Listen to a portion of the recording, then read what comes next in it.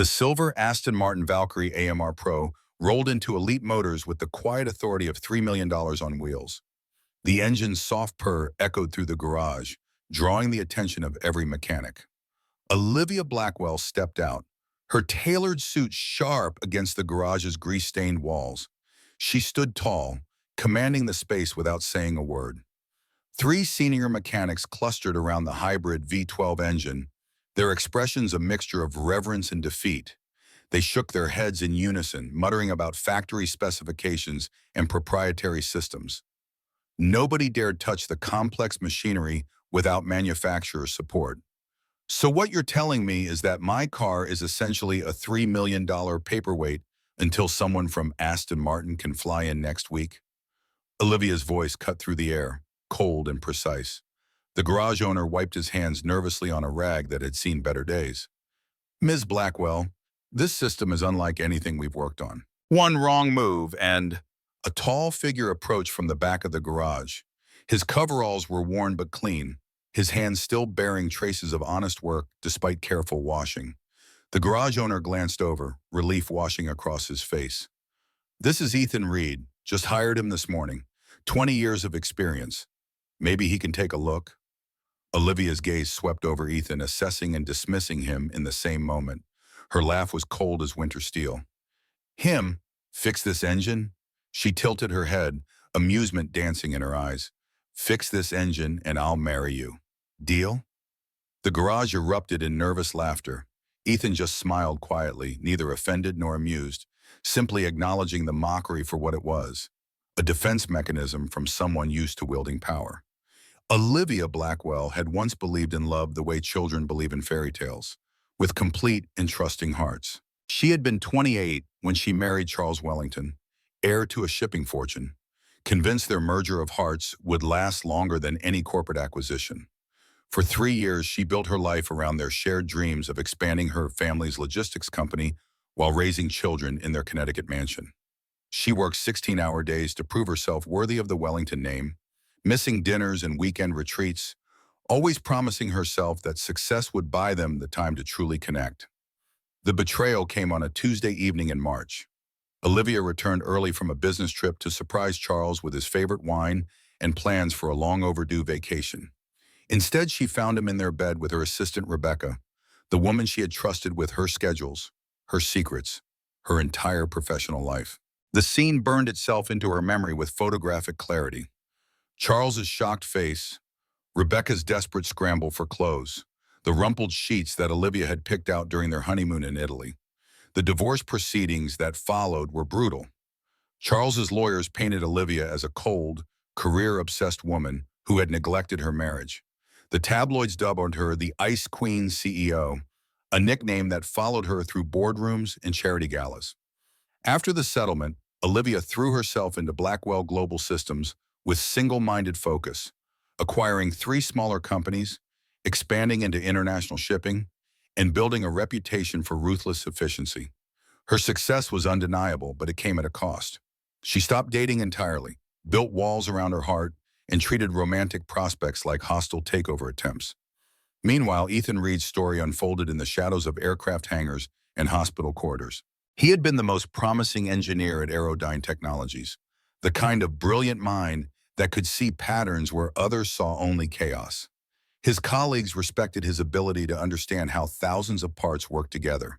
Ethan had married his college sweetheart, Jessica, a pediatric nurse with gentle hands and endless patience. They had planned their life with the careful precision of a blueprint.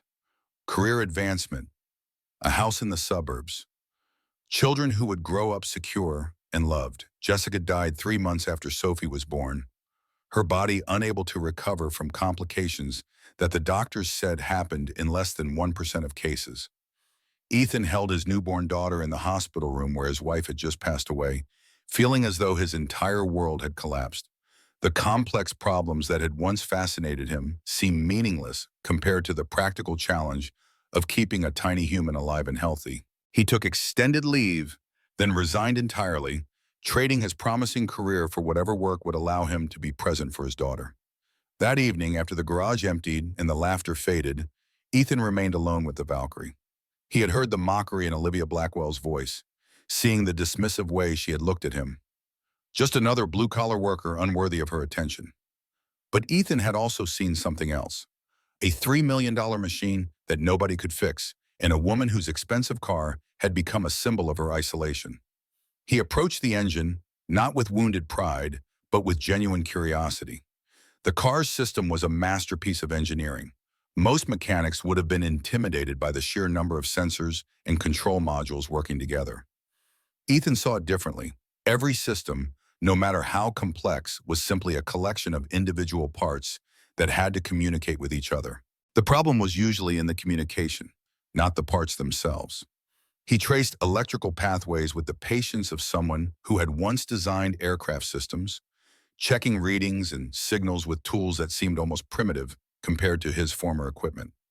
The dashboard displays showed normal readings for all major systems, but the engine computer was throwing error codes that made no sense together. Ethan spent 2 hours methodically checking every connection, every wire that carried information between the engine and its electronic brain. The problem, when he finally found it, was elegantly simple. A voltage converter deep in the system had been installed with an incorrect ground connection. The error was so small that it hadn't triggered any obvious warning lights, but it was enough to create electrical noise that confused the engine management system. It was the kind of mistake that could happen to anyone. But finding it required the patience to check every single connection, rather than relying on computers to identify the fault. Ethan made the repair with careful precision, testing each step to ensure his solution wouldn't create new problems elsewhere. He cleared the error codes, ran the engine through its startup sequence, and listened to the purr of perfectly balanced machinery. The Valkyrie was running better than it had since leaving the factory, but Ethan didn't wake anyone to share his accomplishment. He simply cleaned his tools, washed his hands, and went home to check on his sleeping daughter. Sophie Reed lay curled around her favorite stuffed rabbit, her small chest rising and falling in the gentle rhythm of childhood sleep.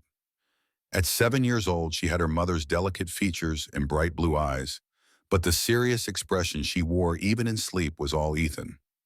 He brushed a strand of brown hair from her forehead, careful not to wake her. "Daddy?" Sophie's voice was soft with sleep. "Sorry, Lilypad. Didn't mean to wake you." Sophie rubbed her eyes. "Did you fix the fancy car?" Ethan smiled. "I did. How did you know about that?"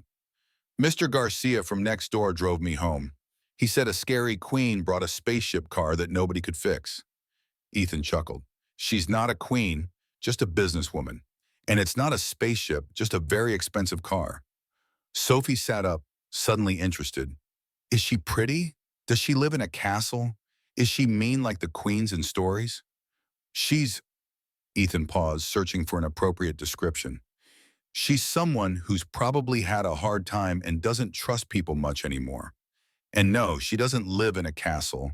Probably a very nice house, though." Sophie nodded, processing this information with the solemnity only children can bring to adult matters. "Maybe she's sad, like Princess Elsa before she learned to make friends again." Ethan kissed his daughter's forehead. "Maybe. Now back to sleep. You have school tomorrow. Will you make heart pancakes for breakfast? Don't I always on Thursdays?" Sophie settled back under her covers, satisfied with this confirmation of the world's proper order. Ethan tucked her in and quietly left the room, pausing in the doorway to watch her drift back to sleep. Their small apartment was modest but warm, filled with Sophie's artwork and books. It was a far cry from the life Ethan had once envisioned, but it was theirs. On the kitchen table, medical bills were stacked beside school forms, the perpetual paperwork of single parenthood. Ethan sat down with a sigh, pulling the most urgent bills toward him. Sophie's heart condition required regular monitoring and medication. The insurance covered some of it, but the copays and deductibles were a constant drain on his mechanic's salary. They weren't desperate yet, but the margin between stability and crisis was thinner than he liked to admit. Morning came too quickly, bringing with it the familiar routine. Heart-shaped pancakes as promised, Sophie's medication measured carefully into a small cup, backpack checked and rechecked for homework and lunch. They made it out the door on time, Ethan walking Sophie to the bus stop at the end of their street. "Remember, Mrs. Chen will pick you up today. I might be working late." Sophie nodded, shouldering her backpack. "Because of the spaceship car?" It's not a spaceship, lily pad.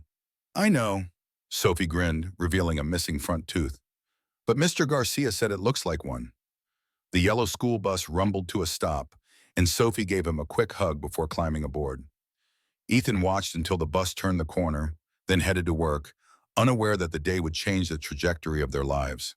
When Ethan arrived at Elite Motors, the silver Aston Martin was already there, gleaming under the fluorescent lights. So was Olivia Blackwell, her expression a mixture of surprise and suspicion as the engine started immediately, all warning lights clear. "Who fixed it?" she asked, her voice carrying a note of curiosity that hadn't been there the day before. The garage owner started to point toward Ethan, but Ethan caught his eye and shook his head slightly. He continued cleaning his hands as if nothing unusual had happened.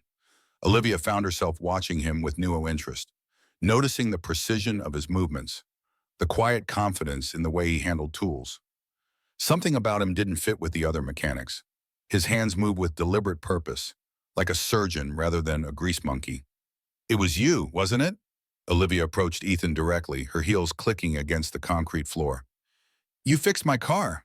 Ethan looked up from his work, meeting her gaze directly. "Yes, ma'am. Found a loose connection that was causing electrical interference." A loose connection. Olivia's voice was flat with disbelief. The factory technicians couldn't figure it out for weeks. Ethan shrugged. Sometimes the simplest problems are the hardest to see. Olivia studied him with the calculating gaze she used for business acquisitions. "What's your background? You're not just a mechanic." A shadow passed across Ethan's face, brief as a cloud on a summer day. "I used to design aircraft systems. That was another life." "What happened?" "Life happened." Ethan's voice was soft but firm, like a door being gently closed. "Is there anything else you need, Miss Blackwell?" Olivia recognized the boundary he had drawn. She was used to people eager to share their life stories with her, hoping for opportunity or advantage. Ethan's reserve intrigued her. "I need someone with your skills. I have a collection of rare vehicles at my estate that require specialized maintenance. I'd like to offer you a position as my private mechanic. Triple your current salary plus benefits." Ethan hesitated, his fingers tightening around the rag in his hand. "I appreciate the offer, Ms. Blackwell, but I have a daughter who needs me nearby. I can't commit to a position that would take me away from her." Olivia had expected refusal. People didn't say no to her, especially to offers of financial security. "Your daughter could come with you. I have a guest house on the property that would be yours. Set your own hours as long as the work gets done." Ethan's eyes widened slightly, the only indication of his surprise. "That's generous, but my daughter has special medical needs. She has a heart condition that requires regular care." Olivia felt a flicker of recognition. Her younger brother William had died of heart disease when Olivia was 25. The memory still ached like an old injury in cold weather. "I understand. My estate is 15 minutes from Westbrook Medical Center, one of the best cardiac care facilities on the East Coast." Ethan's expression changed subtly, like sun breaking through clouds. "You've done your research. I make it a point to know everything about potential investments, and you, Mr. Reed, are worth investing in.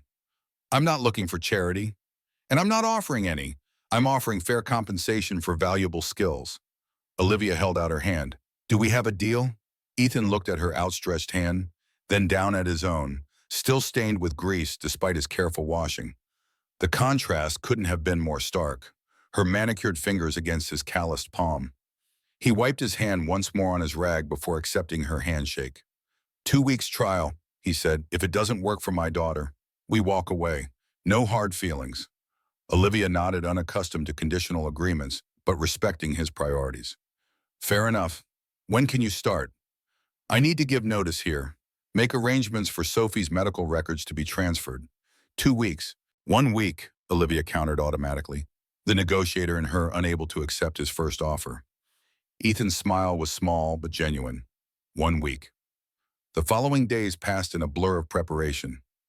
Ethan arranged for Sophie's medical records to be transferred to Westbrook, gave notice at Elite Motors, and packed their modest belongings from the small apartment they had called home since Jessica's death. Sophie approached the move with the resilient enthusiasm of childhood. "Will there be other kids there, Daddy?" she asked as Ethan carefully packed her medications.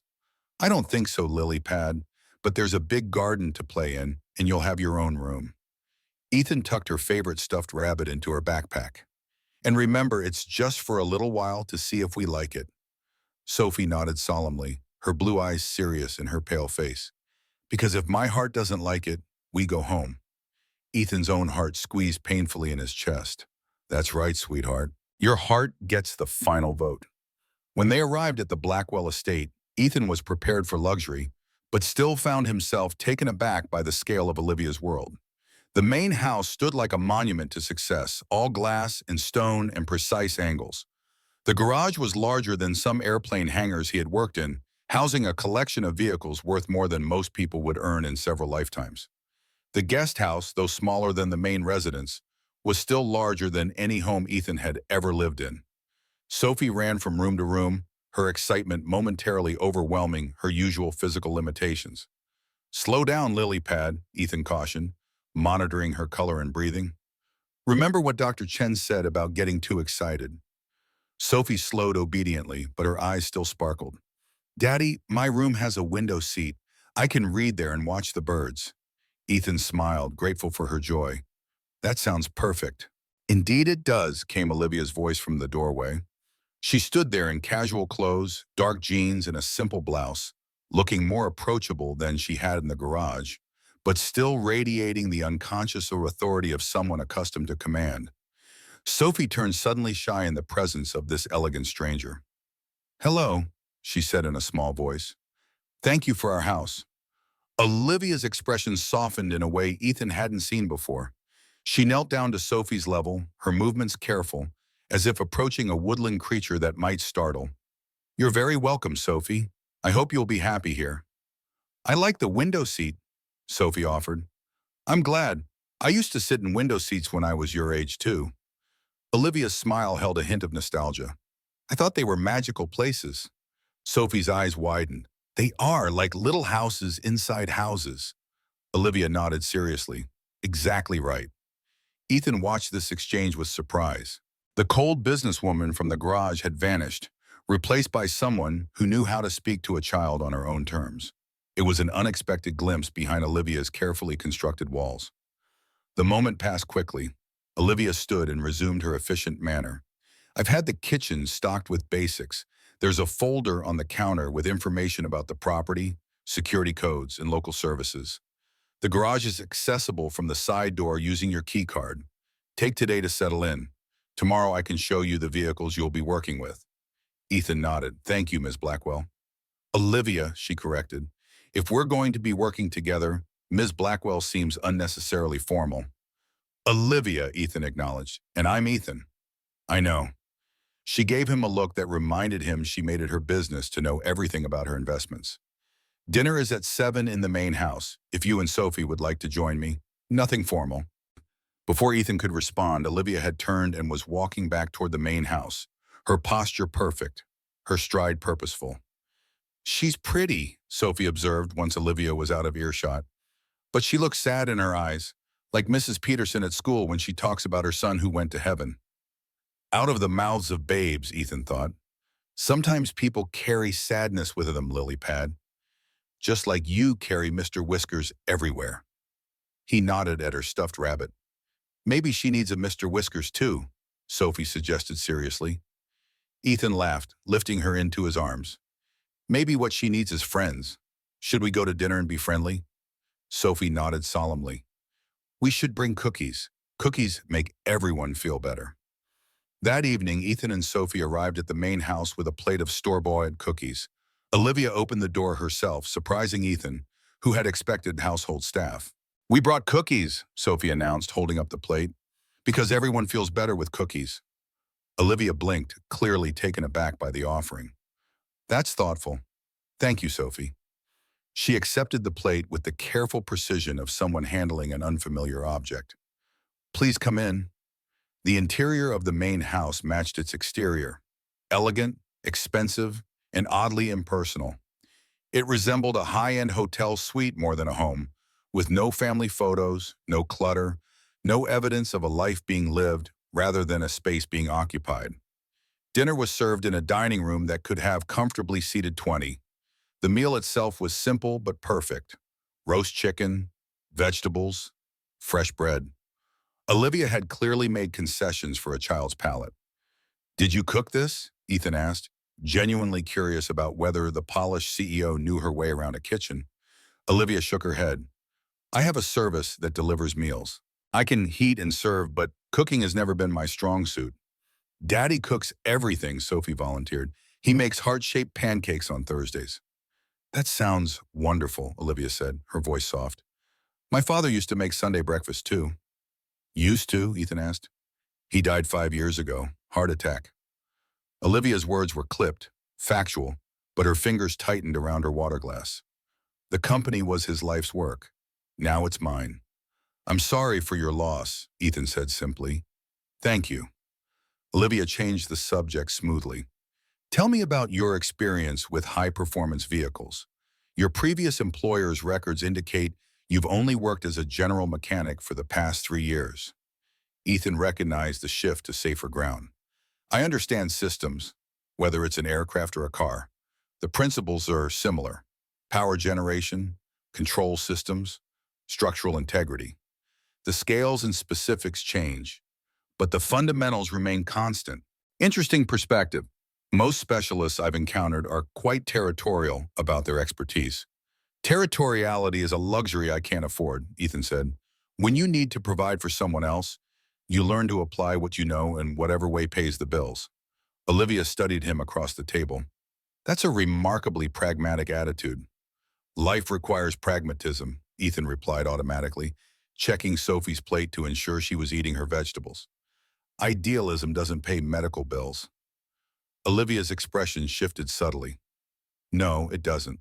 She turned to Sophie. Do you like school, Sophie? Sophie nodded, her mouth full of chicken. She swallowed before answering. I like reading and art. Math is hard sometimes.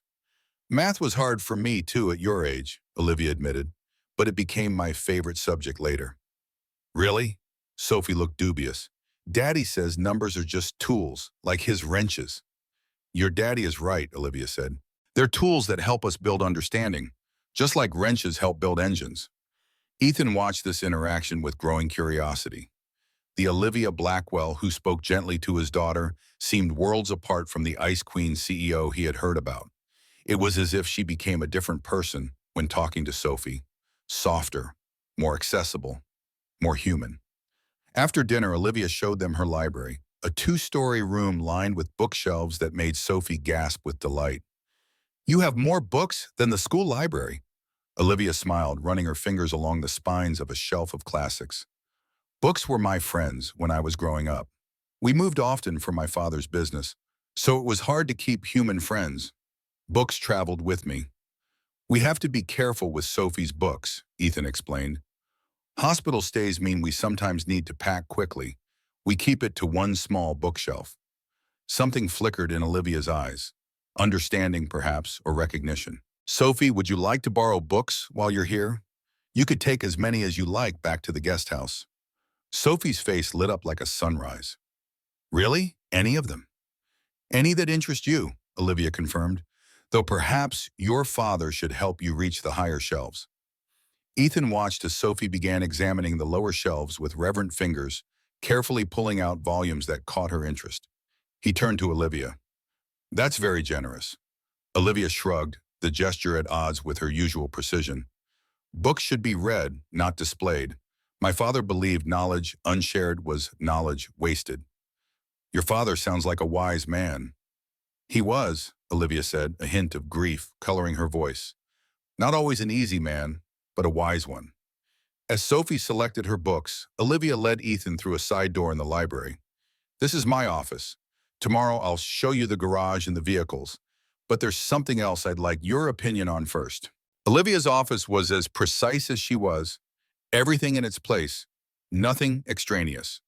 One wall was covered with screens displaying shipping routes, stock prices, and news headlines. Another held engineering drawings and technical specifications for what appeared to be a transportation system of some kind.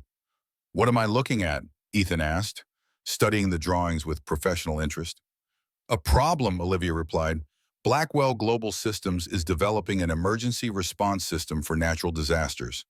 a way to deliver critical supplies to areas where traditional infrastructure has been compromised.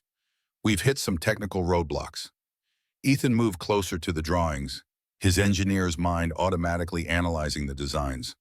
These look like modified delivery drones, but on a much larger scale. Essentially, yes. But we're having issues with the guidance systems in adverse weather conditions. The current design fails in high winds and heavy precipitation, precisely the conditions most common during natural disasters. Ethan's fingers traced the diagrams, his mind already identifying potential issues. Have you considered a backup navigation system? Something that doesn't rely solely on GPS or visual markers? Olivia watched him closely. That's exactly the direction our team is pursuing, but we're struggling with the implementation. The weight constraints are significant. Ethan nodded absently, his focus on the problem rather than the conversation. You'd need something lightweight but strong, possibly a ground-based reference network that communicates with the vehicles. He trailed off suddenly, aware that he had stepped well beyond his role as a mechanic. I'm sorry I got carried away. Don't apologize for competence, Olivia said sharply. That's exactly the kind of thinking we need. Ethan stepped back from the diagrams, his guard rising again. I was hired to maintain your vehicles, Olivia, not consult on corporate projects. And if I want to expand the scope of your employment, I'd need to understand why. Olivia's expression tightened, then relaxed with what appeared to be a conscious effort. Fair enough. The truth is, I recognized your name from the beginning. Your work on navigation systems at Aerodyne Technologies was groundbreaking.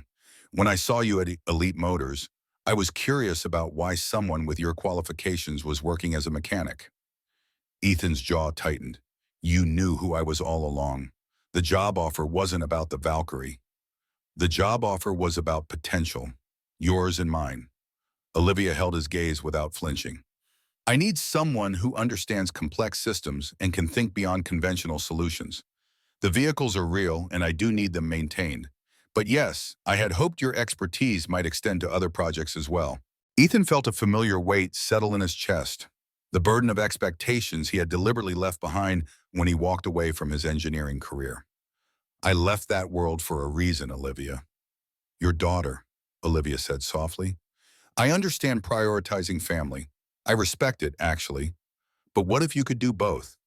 Work that challenges your mind with hours that allow you to be there for Sophie and compensation that would cover her medical needs without constant financial stress. The offer hung in the air between them, tempting in its practicality. Ethan thought of Sophie's medical bills piling up on the kitchen table in their apartment, of the treatments they had postponed because of Mont, of the constant worry about providing for her future if her condition worsened.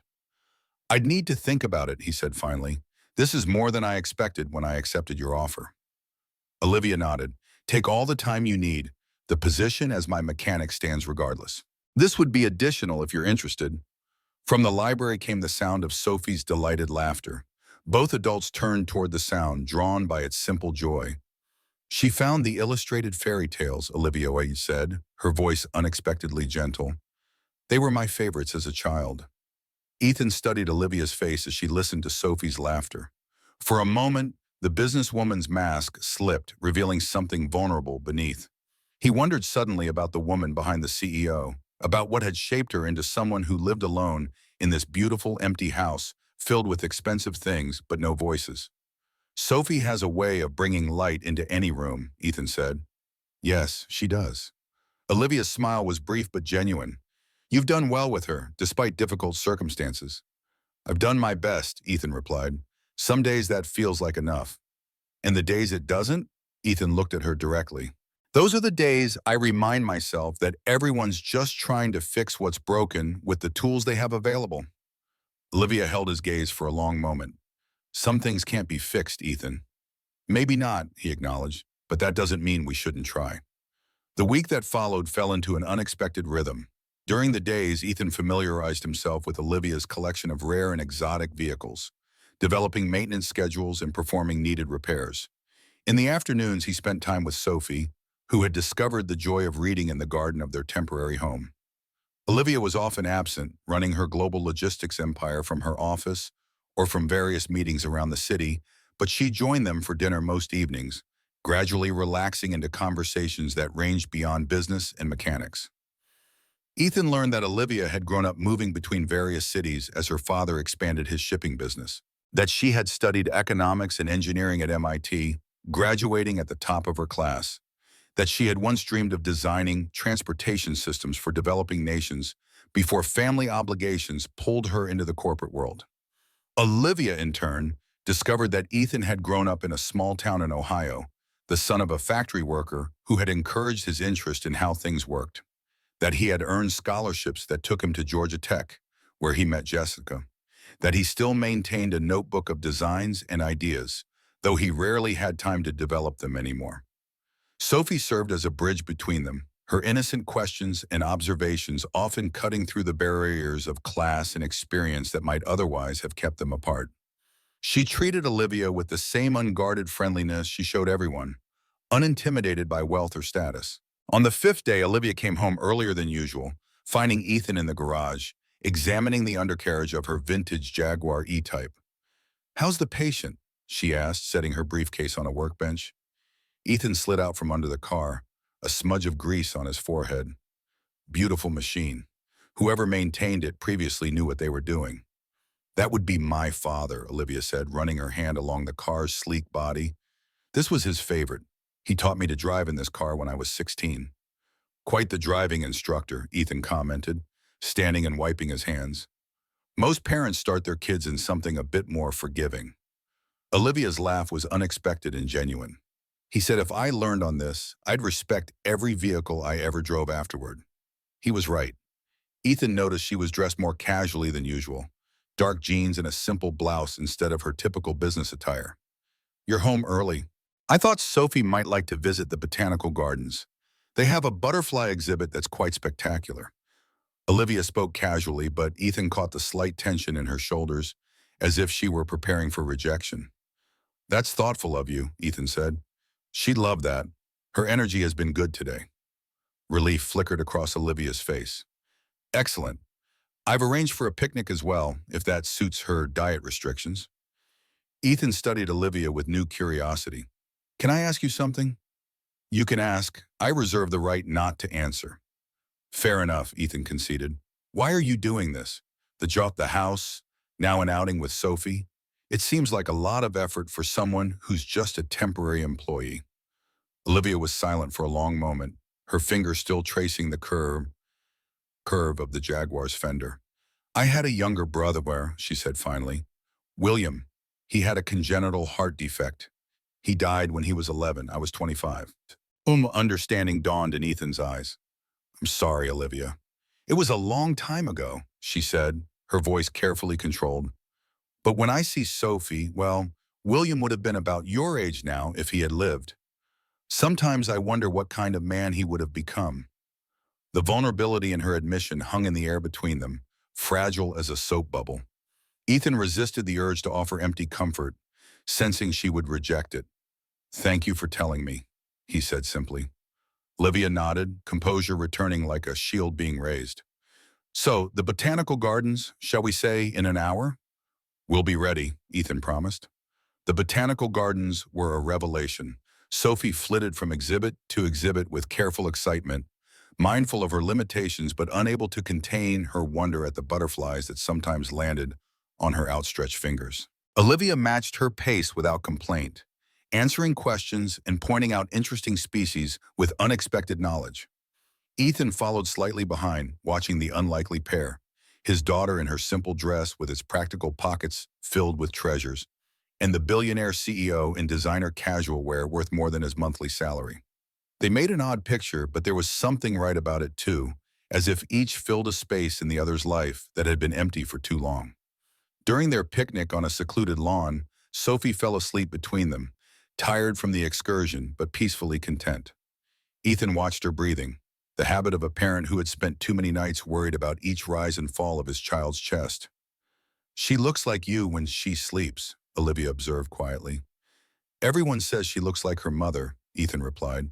"Same blue eyes, same delicate features. Perhaps physically, but that expression, that little furrow between her eyebrows, that's all you." Ethan smiled, gently smoothing Sophie's hair. Jessica would have loved this place. She always said hospitals needed more butterflies and fewer beeping machines. She sounds wise, Olivia said. How long were you together? 12 years. High school sweethearts who actually made it work. Ethan's voice held wonder even now. At least for a while. That's rare. Yes, Ethan agreed. We were lucky. Even with how it ended, I still count myself lucky to have had those years. Olivia was quiet for a moment. I was married once. It lasted 3 years. I heard, Ethan admitted. The garage guys filled me in on Blackwell Global's famous Ice Queen CEO. Olivia's laugh held no humor. Yes, well, tabloids need their narratives. Betrayed wife becomes cold-hearted business tyrant. It sells papers. Is that how you see yourself? Cold-hearted? Olivia plucked a blade of grass, examining it with false interest. I see myself as someone who learned an expensive lesson about trust. I paid for that education. I might as well apply what I learned, which is that business is reliable. Emotions are not. She looked at him directly. People disappoint you, Ethan. Companies at least have predictable motivations. Ethan met her gaze steadily. People can surprise you too. Sometimes in good ways. Rarely, in my experience. Then you've been meeting the wrong people, Ethan said simply. The conversation might have continued, but Sophie stirred between them, her eyes fluttering open. Did I fall asleep? She asked, her voice thick with drowsiness. Just for a little while, Lilypad, Ethan assured her. You didn't miss anything important. Olivia watched their interaction with an expression Ethan couldn't quite read, something between longing and resignation, as if witnessing something beautiful that she had accepted would never be hers. The drive back to the estate was quiet, Sophie dozing again in the back seat of Olivia's Mercedes SUV, Ethan watching the landscape pass outside his window. I've been thinking about your offer, he said finally, the consulting work on the emergency response system. I'd like to try on a trial basis with clear boundaries about hours and expectations. He could see the slight upturn of her lips, satisfaction rather than triumph. I'll have contracts drawn up tomorrow. Your input would be valuable on the guidance systems in particular. I have some ideas about that, Ethan admitted. Weather-resistant navigation that doesn't rely solely on satellites or visual cues. I look forward to hearing them. Olivia's tone was professional, but Ethan caught the genuine enthusiasm underneath. This project mattered to her personally, not just as a business venture. That night, after putting Sophie to bed, Ethan sat at the small desk in his room and opened his notebook of designs for the first time in months. Ideas that had been dormant began to stir again. Possible solutions to the problems Olivia had described taking shape under his pencil. It felt both familiar and strange, like returning to a hometown after years away. Recognizable but altered by time and perspective. He had deliberately set aside this part of himself when Jessica died, focusing all his energy on being a father to Sophie. But now, with the pages filling with diagrams and calculations, he realized how much he had missed the challenge of solving complex problems. As he worked, rain began to fall outside, a gentle summer shower that tapped against the windows of the guest house. The sound formed a soothing backdrop to his thoughts, a reminder of the world continuing its cycles regardless of human concerns. Ethan didn't notice the hours passing until he looked up to find it was past midnight. He stretched, feeling muscles protest from too long in one position. As he prepared for bed, he found himself thinking of Olivia, not the businesswoman, but the person who had shared stories about her father, who had shown such gentle patience with Sophie, who had revealed the pain of losing her brother. The public persona of the Ice Queen seemed increasingly at odds with the woman he was coming to know. He wondered which version was closer to her true self, or if perhaps both were simply different facets of a complex person shaped by experiences both good and bad. The next morning, Ethan met with Olivia's engineering team, presenting his ideas for the guidance system. His approach was practical rather than theoretical, using existing infrastructure as navigation reference points, combined with a simplified inertial system that would function even when primary systems failed. The key is redundancy without complexity, he explained, sketching on a whiteboard as the team watched. Every additional system creates new points of failure. We need backup systems that work on completely different principles, so that whatever takes down one won't affect the others. The lead engineer, Victor Thompson, a man with an MIT pedigree and the confident manner of someone who had never faced real failure, seemed skeptical. That's overly simplistic. We've been working with advanced satellite mapping, and which fails in heavy cloud cover. Ethan interrupted gently. I'm not suggesting replacing your primary systems. I'm suggesting adding backup systems that can't be affected by the same problems. Like what, exactly? Victor challenged. Ethan drew a simple diagram. Old-fashioned radio triangulation combined with barometric altitude sensing. Primitive by today's standards, but nearly impossible to jam or confuse. Military aircraft used similar systems for decades before GPS existed. That's actually brilliant in its simplicity, admitted an older engineer who had been quiet until now. We've been so focused on cutting-edge technology that we overlook proven solutions. The meeting continued for hours, with Ethan's practical experience complementing the team's theoretical knowledge. By the end, they had outlined a hybrid guidance system that combined the best of modern technology with time-tested backup methods. As the team filed out, Olivia remained behind, watching Ethan with new respect. You handled that well. Victor doesn't usually accept outside input so graciously. Ethan shrugged. He's young, reminds me of myself at that age, convinced I had all the answers. What changed? Life, Ethan said simply. Failure teaches you humility. Success teaches you confidence. You need both to be effective. Olivia nodded thoughtfully. The team seems energized by your ideas. How does it feel to be back in engineering? Good, Ethan admitted. Better than I expected, though I kept thinking about practical applications rather than theoretical elegance. That's new for me. Before I was all about pushing boundaries. Now I'm more concerned with reliability, simplicity, solutions that won't leave people stranded when they need help most.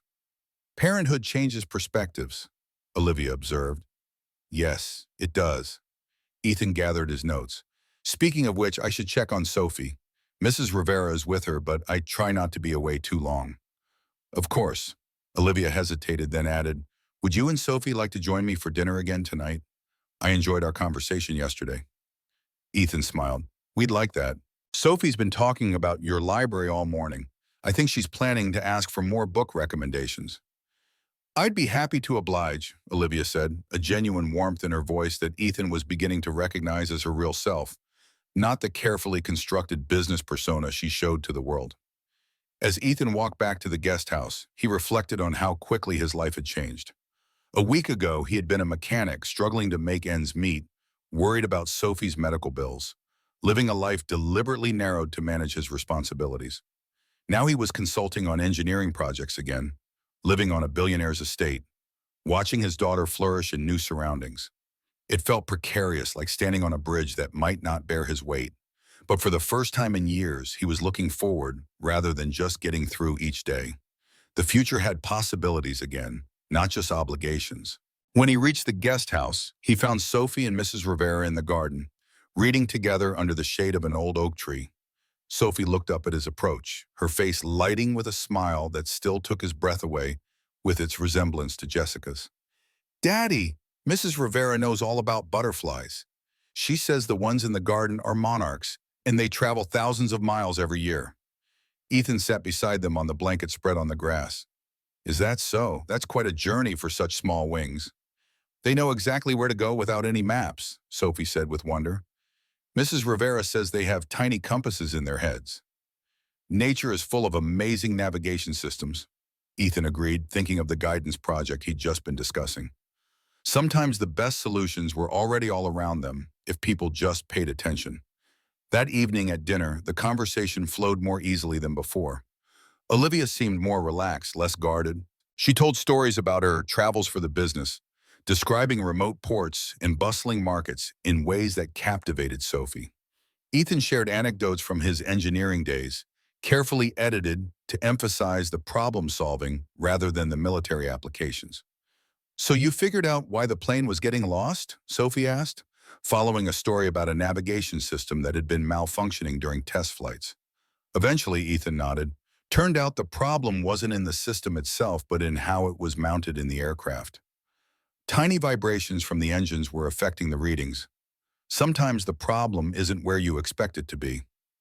Like in Ms. Olivia's car, Sophie observed, the loose wire was hiding. Exactly like that, Olivia agreed, smiling at Sophie's insight. Your daddy is very good at finding hidden problems. That's because he looks at everything, Sophie said with the absolute confidence of childhood. Not just the broken part, but the whole thing. Ethan felt a surge of pride at his daughter's perception. She had always been observant, noticing details that others missed. It was one of the qualities that reminded him most of Jessica, who had been able to sense a patient's distress before monitors showed any change. After dinner, as had become their habit, they moved to the library. Sophie settled in a window seat with a new book, while Ethan and Olivia spoke quietly by the fireplace, though the summer evening required no flames. Your daughter is remarkably perceptive, Olivia commented, sipping a glass of wine. She sees connections that most adults would miss. She's always been that way, Ethan agreed. Even as a toddler, she could find patterns in everything, in the way clouds moved, how birds gathered before a storm. Jessica called it her superpower. It is a kind of superpower, Olivia said thoughtfully. Seeing the world as it actually is, not as we expect it to be. Most people filter everything through preconceptions. They miss what's right in front of them because it doesn't fit their expectations. Like me working as a mechanic, Ethan suggested. Olivia nodded. Exactly. I'm embarrassed to admit I nearly made that mistake myself, seeing the coveralls rather than the mind behind them. But you didn't, not completely. You saw enough to make me an offer. I recognized something familiar, Olivia admitted. A certain precision in how you moved, how you approached problems. My father had that same quality. He could look at a shipping operation and immediately identify the bottlenecks that others had overlooked for years. The ability to see systems rather than just components, Ethan suggested. Yes, it's rare and valuable. Olivia set down her wine glass. Which brings me to something I've been meaning to discuss with you.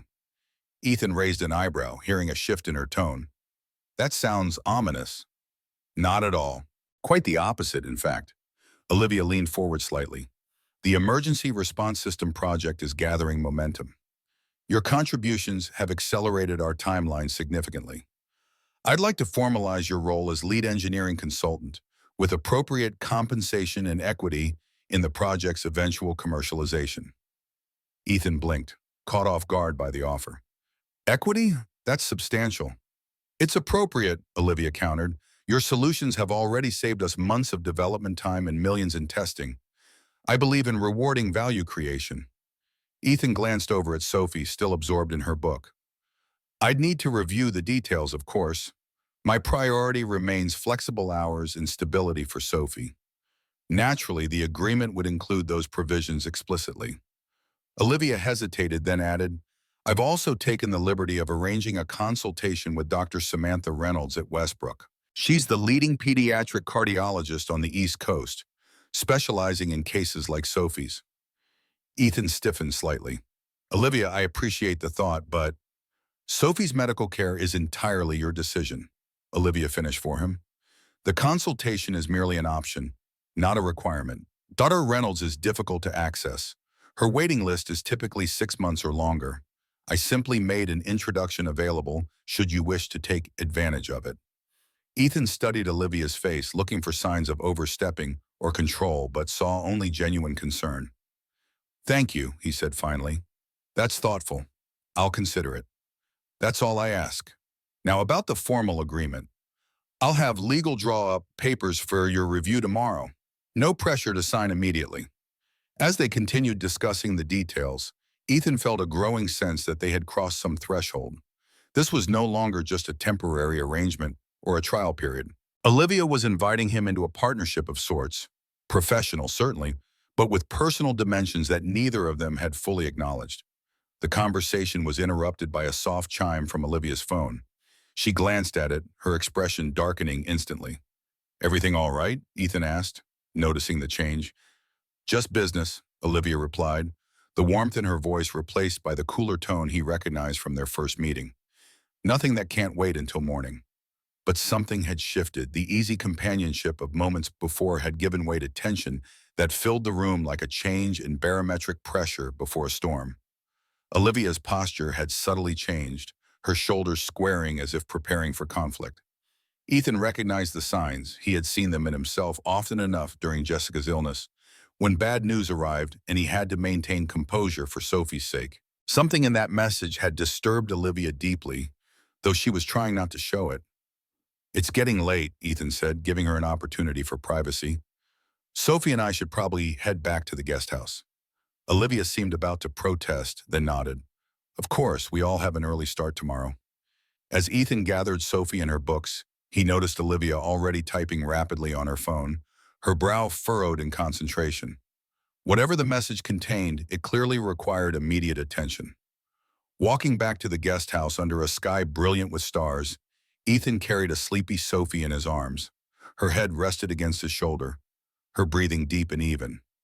In moments like this, the complications of adult life, career decisions, business negotiations, unstated feelings, seemed distant and unimportant compared to the simple miracle of his daughter's heartbeat against his chest.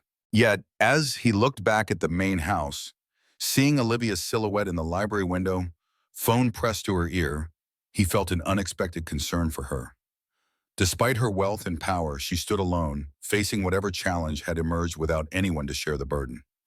Ethan had learned through Jessica's illness and death that even the strongest people needed support sometimes. He wondered if Olivia had ever allowed herself to need anyone since her divorce, or if she had convinced herself that independence and isolation were the same thing. As he tucked Sophie into bed and kissed her forehead, Ethan found himself hoping that whatever storm was brewing in Olivia's world wouldn't wash away the fragile connections that had begun to form between them, not just for his sake or even for the professional opportunities she offered, but for hers as well. Because for all her success and strength, Olivia Blackwell seemed to be missing the one thing that had saved Ethan after his world collapsed: the healing power of genuine human connection, of allowing someone else to matter more than pride or pain or the past. The morning arrived with the quiet efficiency of expensive machinery. Sunlight streamed through the guest house windows, casting golden rectangles across Sophie's sleeping face. Ethan watched her breathe for a moment, the ritual observation of a father who had spent too many nights fearing each breath might be her last. Today her color was good, her sleep peaceful. He moved through his morning routine with practiced motions, brewing coffee strong enough to fuel the day ahead. Through the kitchen window, he noticed unusual activity at the main house. Black town cars arriving, men in suits entering with the purposeful stride of people who measured time in dollars rather than hours. Something was happening. Something important enough to bring business to Olivia's sanctuary on a Saturday morning. The storm clouds he had sensed the previous night were gathering. Ethan's phone buzzed with a text message from Olivia. "Meeting running long, engineering team waiting in garage. Contracts on workbench for your review. Apologies." No mention of the visitors or the reason for the meeting. The warmth of the previous evening had been replaced by professional brevity. Ethan felt a twinge of disappointment, but pushed it aside. Olivia owed him no explanations about her business affairs. After ensuring Sophie was settled with Mrs. Rivera, Ethan made his way to the garage. The engineering team was indeed waiting, laptops open, expressions eager. They had taken his ideas and expanded them overnight, developing simulations that showed promising results for the hybrid guidance system. "The radio triangulation backup works even in simulated hurricane conditions," Victor reported, his initial skepticism replaced by cautious enthusiasm. "We'll need to test with actual hardware, of course, but the models look good." Ethan nodded, studying the simulation data. "What about power requirements in disaster zones? We can't count on consistent electrical supply." "That's where we hit a snag," admitted the older engineer, whose name Ethan had learned was Howard. "The current power systems aren't efficient enough for extended operation on backup alone." Ethan frowned, considering the problem. "What if we integrated small-scale wind turbines into the design? In storm conditions, wind is one resource we'd have in abundance." The team exchanged looks, the idea clearly novel to them, and Victor began typing rapidly, modifying the simulation parameters. It could work, but implementation would be challenging. "Sometimes the most elegant solutions come from working with natural forces rather than against them," Ethan said, remembering principles he had applied in aircraft design years earlier. As the morning progressed, Ethan lost himself in the familiar rhythm of engineering problem solving. The team was talented but inexperienced with real-world constraints. They designed for ideal conditions. Ethan designed for failure states. Together, they were making genuine progress. It was nearly noon when Olivia appeared in the garage doorway. Her business suit was impeccable as always, but Ethan noticed the tightness around her eyes, the slight pallor beneath her perfect makeup. The meeting had not gone well. "How's it coming?" she asked, her voice carrying the forced brightness of someone compartmentalizing stress. "Making good progress," Ethan replied, keeping his tone neutral. "The team's implementing some modifications to the power systems that should improve reliability and extended operations." Olivia nodded, glancing at the simulations running on the team's laptops. "Excellent. Victor, I need the latest projection reports by end of day. Howard, coordinate with manufacturing on the prototype timeline adjustments." The team murmured acknowledgments, already gathering their equipment. They recognized a dismissal when they heard one, filing out with brief goodbyes. When they were alone, Olivia's shoulders dropped a fraction of an inch, the closest thing to slumping her perfect posture would allow. She moved to the vintage Jaguar E-Type and ran her hand along its curved fender, the gesture almost unconscious, as if the contact with something solid and reliable steadied her. "Rough meeting?" Ethan asked, wiping engine grease from his hands. Olivia's laugh held no humor. "You could say that." She hesitated, then added, "My ex-husband has made a competing bid for the disaster response system contract with the Federal Emergency Management Agency." Ethan leaned against the workbench. "Can he do that? I thought this was Blackwell Global's project." "The core concept was developed here, yes, but Charles's company, Wellington Maritime, has apparently been developing their own version. According to their proposal, their system will be operational 6 months before ours and at 20% lower cost." "Is that possible?" "No," Olivia said flatly. "Not unless they've somehow made a technological breakthrough we're unaware of, or they've had access to your research." Ethan finished the thought.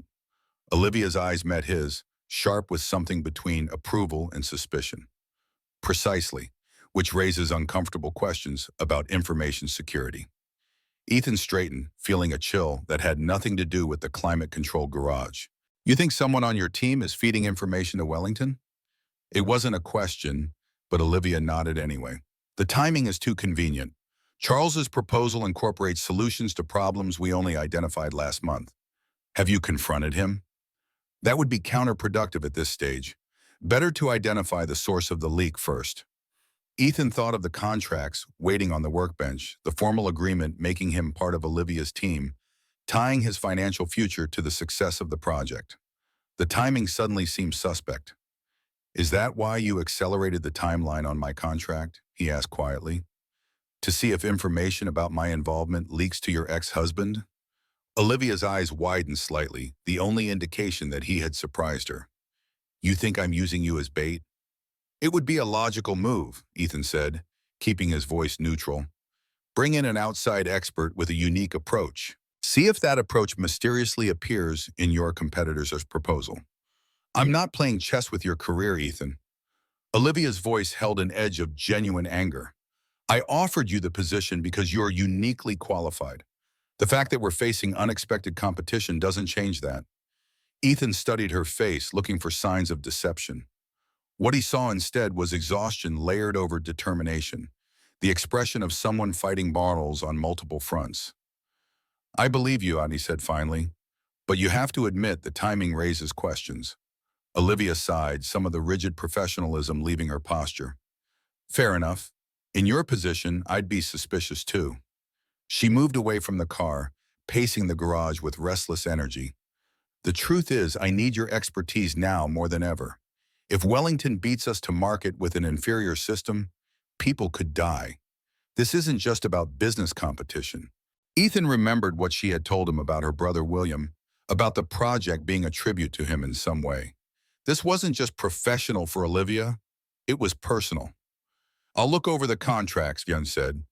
"But first, tell me exactly what we're up against. What does Wellington know, and what does he still need to figure out?" Relief flickered across Olivia's face, quickly masked by professional focus. "Let's go to my office. I'll show you their proposal, or at least what we know of it. It was part of this morning's emergency board meeting. As they walked from the garage to the main house, Ethan noticed the black town cars were gone. The emergency had been contained, at least temporarily. The summer day was perfect. Blue sky, gentle breeze, birds calling from the manicured gardens, in stark contrast to the tension radiating from Olivia's rigid shoulders. Inside her office, Olivia pulled up digital copies of documents on the wall screens. This is what we've gathered about Wellington's proposal. Note the navigation system specifications in particular. Ethan studied the technical details, his engineer's mind automatically comparing them to what he had been working on with Olivia's team. The similarities were undeniable, but there were critical differences, shortcuts, and compromises that suggested incomplete understanding. They have the basic concept, he observed, but they're missing key elements of the implementation, particularly the redundant systems we've been developing. Can they make it work without those elements? Olivia asked, watching him closely. Ethan frowned, considering. In ideal conditions, probably. But in the kinds of environments this system will face, hurricanes, earthquakes, floods, they'd see significant failure rates. Their backup systems aren't robust enough. Olivia nodded, a hint of relief in her expression. That's what our team concluded as well. But the government procurement officers evaluating the proposals may not grasp those distinctions without real-world testing data, which neither of us have yet. It becomes a matter of technical reputation and projected timelines, Ethan pointed out. Exactly. Areas where Charles excels. Olivia's mouth tightened. He's always been persuasive with decision makers. Ethan continued studying the specifications, looking for weaknesses or opportunities. There's something odd about their power supply approach. They're claiming extended operational capacity that doesn't match their battery specifications. Olivia moved closer, examining the section he indicated. You're right. Those numbers don't align with current battery technology limitations. Unless, Ethan's mind raced through possibilities, they found a way to harvest environmental energy more efficiently than anyone else has managed. But that would be a significant breakthrough. Or they're being deliberately optimistic in their projections, Olivia suggested, her tone making it clear which explanation she favored. Ethan shook his head. Federal contracts have verification requirements. They couldn't get away with pure fabrication. A new thought struck him, connections forming between disparate pieces of information. What if they're planning to use the disaster components themselves as power sources, tapping into damaged but partially functional infrastructure? Olivia's eyes widened. That would be incredibly risky. Disaster zone power grids are notoriously unstable. But it would explain their claims about extended operation without corresponding battery capacity, Ethan pointed out. They're assuming they can scavenge power locally, which could endanger recovery workers and survivors if they tap into compromised systems. Olivia's voice had taken on a new intensity. That's not just cutting corners. It's potentially dangerous. Ethan nodded grimly. It would be nearly impossible to ensure safety with that approach. Too many variables in disaster conditions. Olivia moved to her desk, tapping commands into her computer with quick, precise movements. I'm flagging this for our legal team to investigate. If Wellington is planning to use that approach, the safety implications could be grounds for challenging their bid. As she worked, Ethan noticed a framed photograph on her desk that he hadn't seen before. A young boy with a gap-toothed smile sitting in a hospital bed surrounded by books. William, he presumed, Olivia's brother, whose memory still shaped her decisions years after his death. The revelation gave new context to Olivia's determination. This wasn't just about beating her ex-husband in business. It was about honoring a promise to her brother, about creating something that might have saved others like him. The contracts, Olivia said suddenly, looking up from her computer. You should review them while I compile this information for legal. They're standard consulting agreements, but I want you to be comfortable with the terms. Ethan hesitated. Before I look at those, I need to ask you something. Olivia straightened, her expression guarded. Go ahead. If we identify the source of the information leak, what happens next? That depends on the circumstances, Olivia replied cautiously. If it's inadvertent, we address security protocols. If it's deliberate, will you pursue legal action? Ethan pressed. Olivia studied him for a moment. You're concerned about potential fallout affecting Sophie. It wasn't a question, but Ethan nodded anyway. I've worked hard to create stability for her. Corporate espionage investigations tend to be anything but stable for everyone involved. I understand that concern, Olivia said, her voice softening slightly. If it comes to legal action, I would ensure that you and Sophie are insulated from any public aspects of the proceedings. Your names would be kept out of court filings. Ethan considered her words, weighing them against what he had learned about Olivia Blackwell over the past week. For all her reputation as the Ice Queen CEO, she had shown genuine care for Sophie's well-being. He had to believe that concern was sincere. All right, he said finally, I'll review the contracts. Thank you. Olivia's relief was evident, a brief crack in her professional veneer.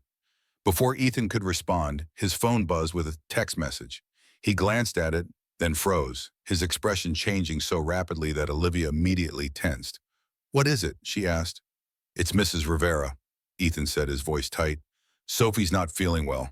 Shortness of breath, dizziness. I need to go. Olivia was already moving toward the door. I'll drive you to the guest house. No need to interrupt your work. I'm driving you, Olivia repeated, her tone brooking no argument.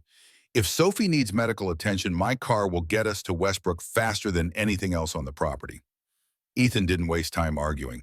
Every second counted when Sophie's heart symptoms flared. They moved through the house at a near run, Olivia grabbing car keys from a hook by the door. The drive to the guest house took less than a minute, Olivia piloting the Mercedes SUV along the estate's private roads with the same precision she applied to everything else.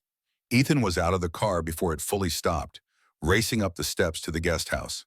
Inside, he found Mrs. Rivera sitting with Sophie on the living room sofa.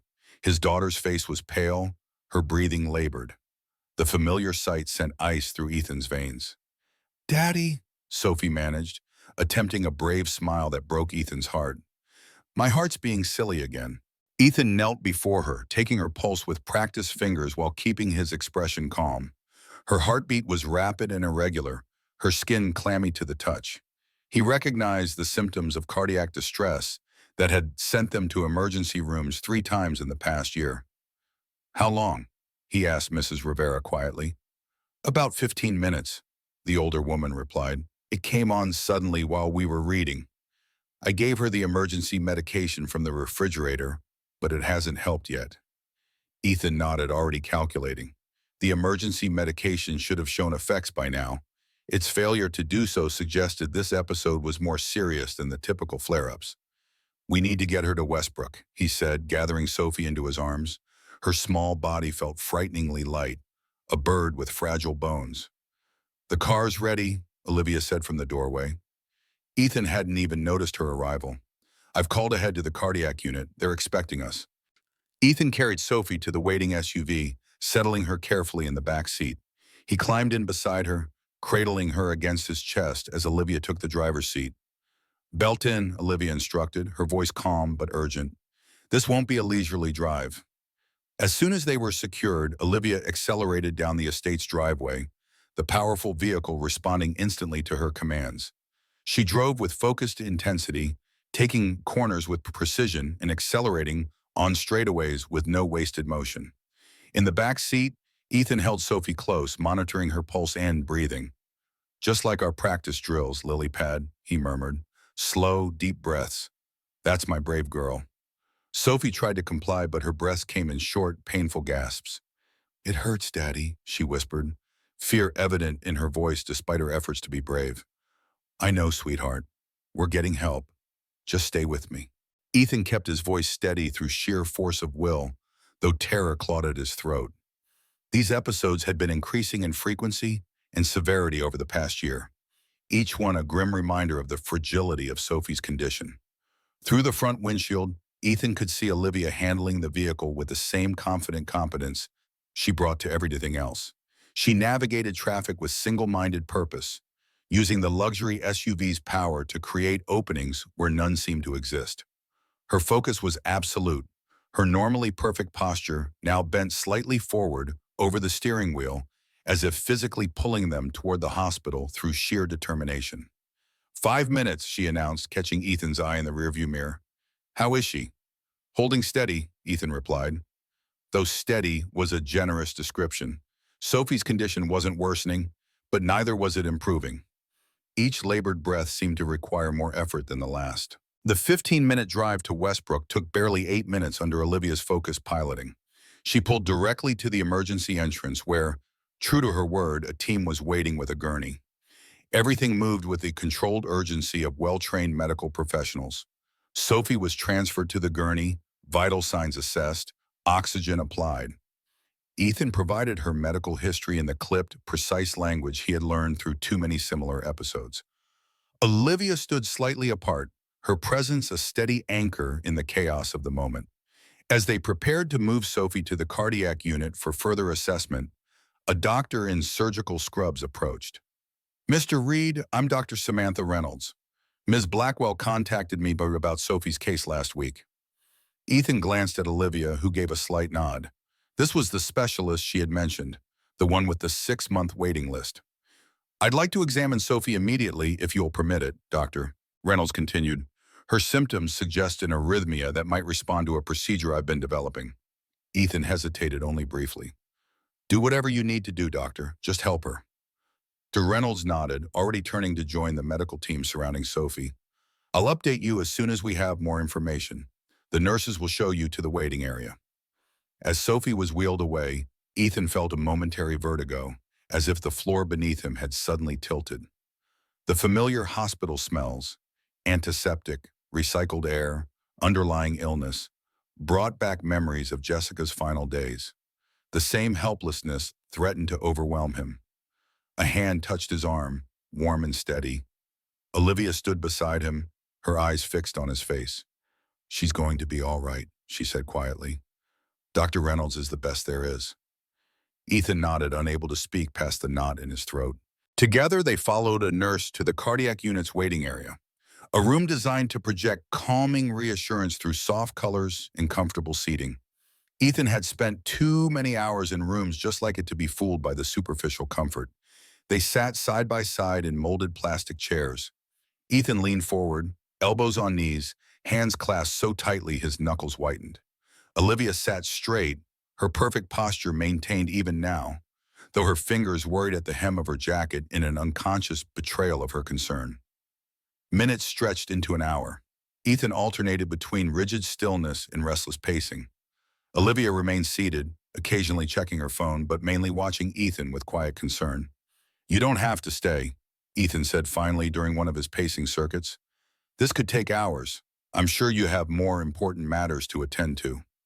Olivia looked up, her expression unreadable. Do you want me to leave?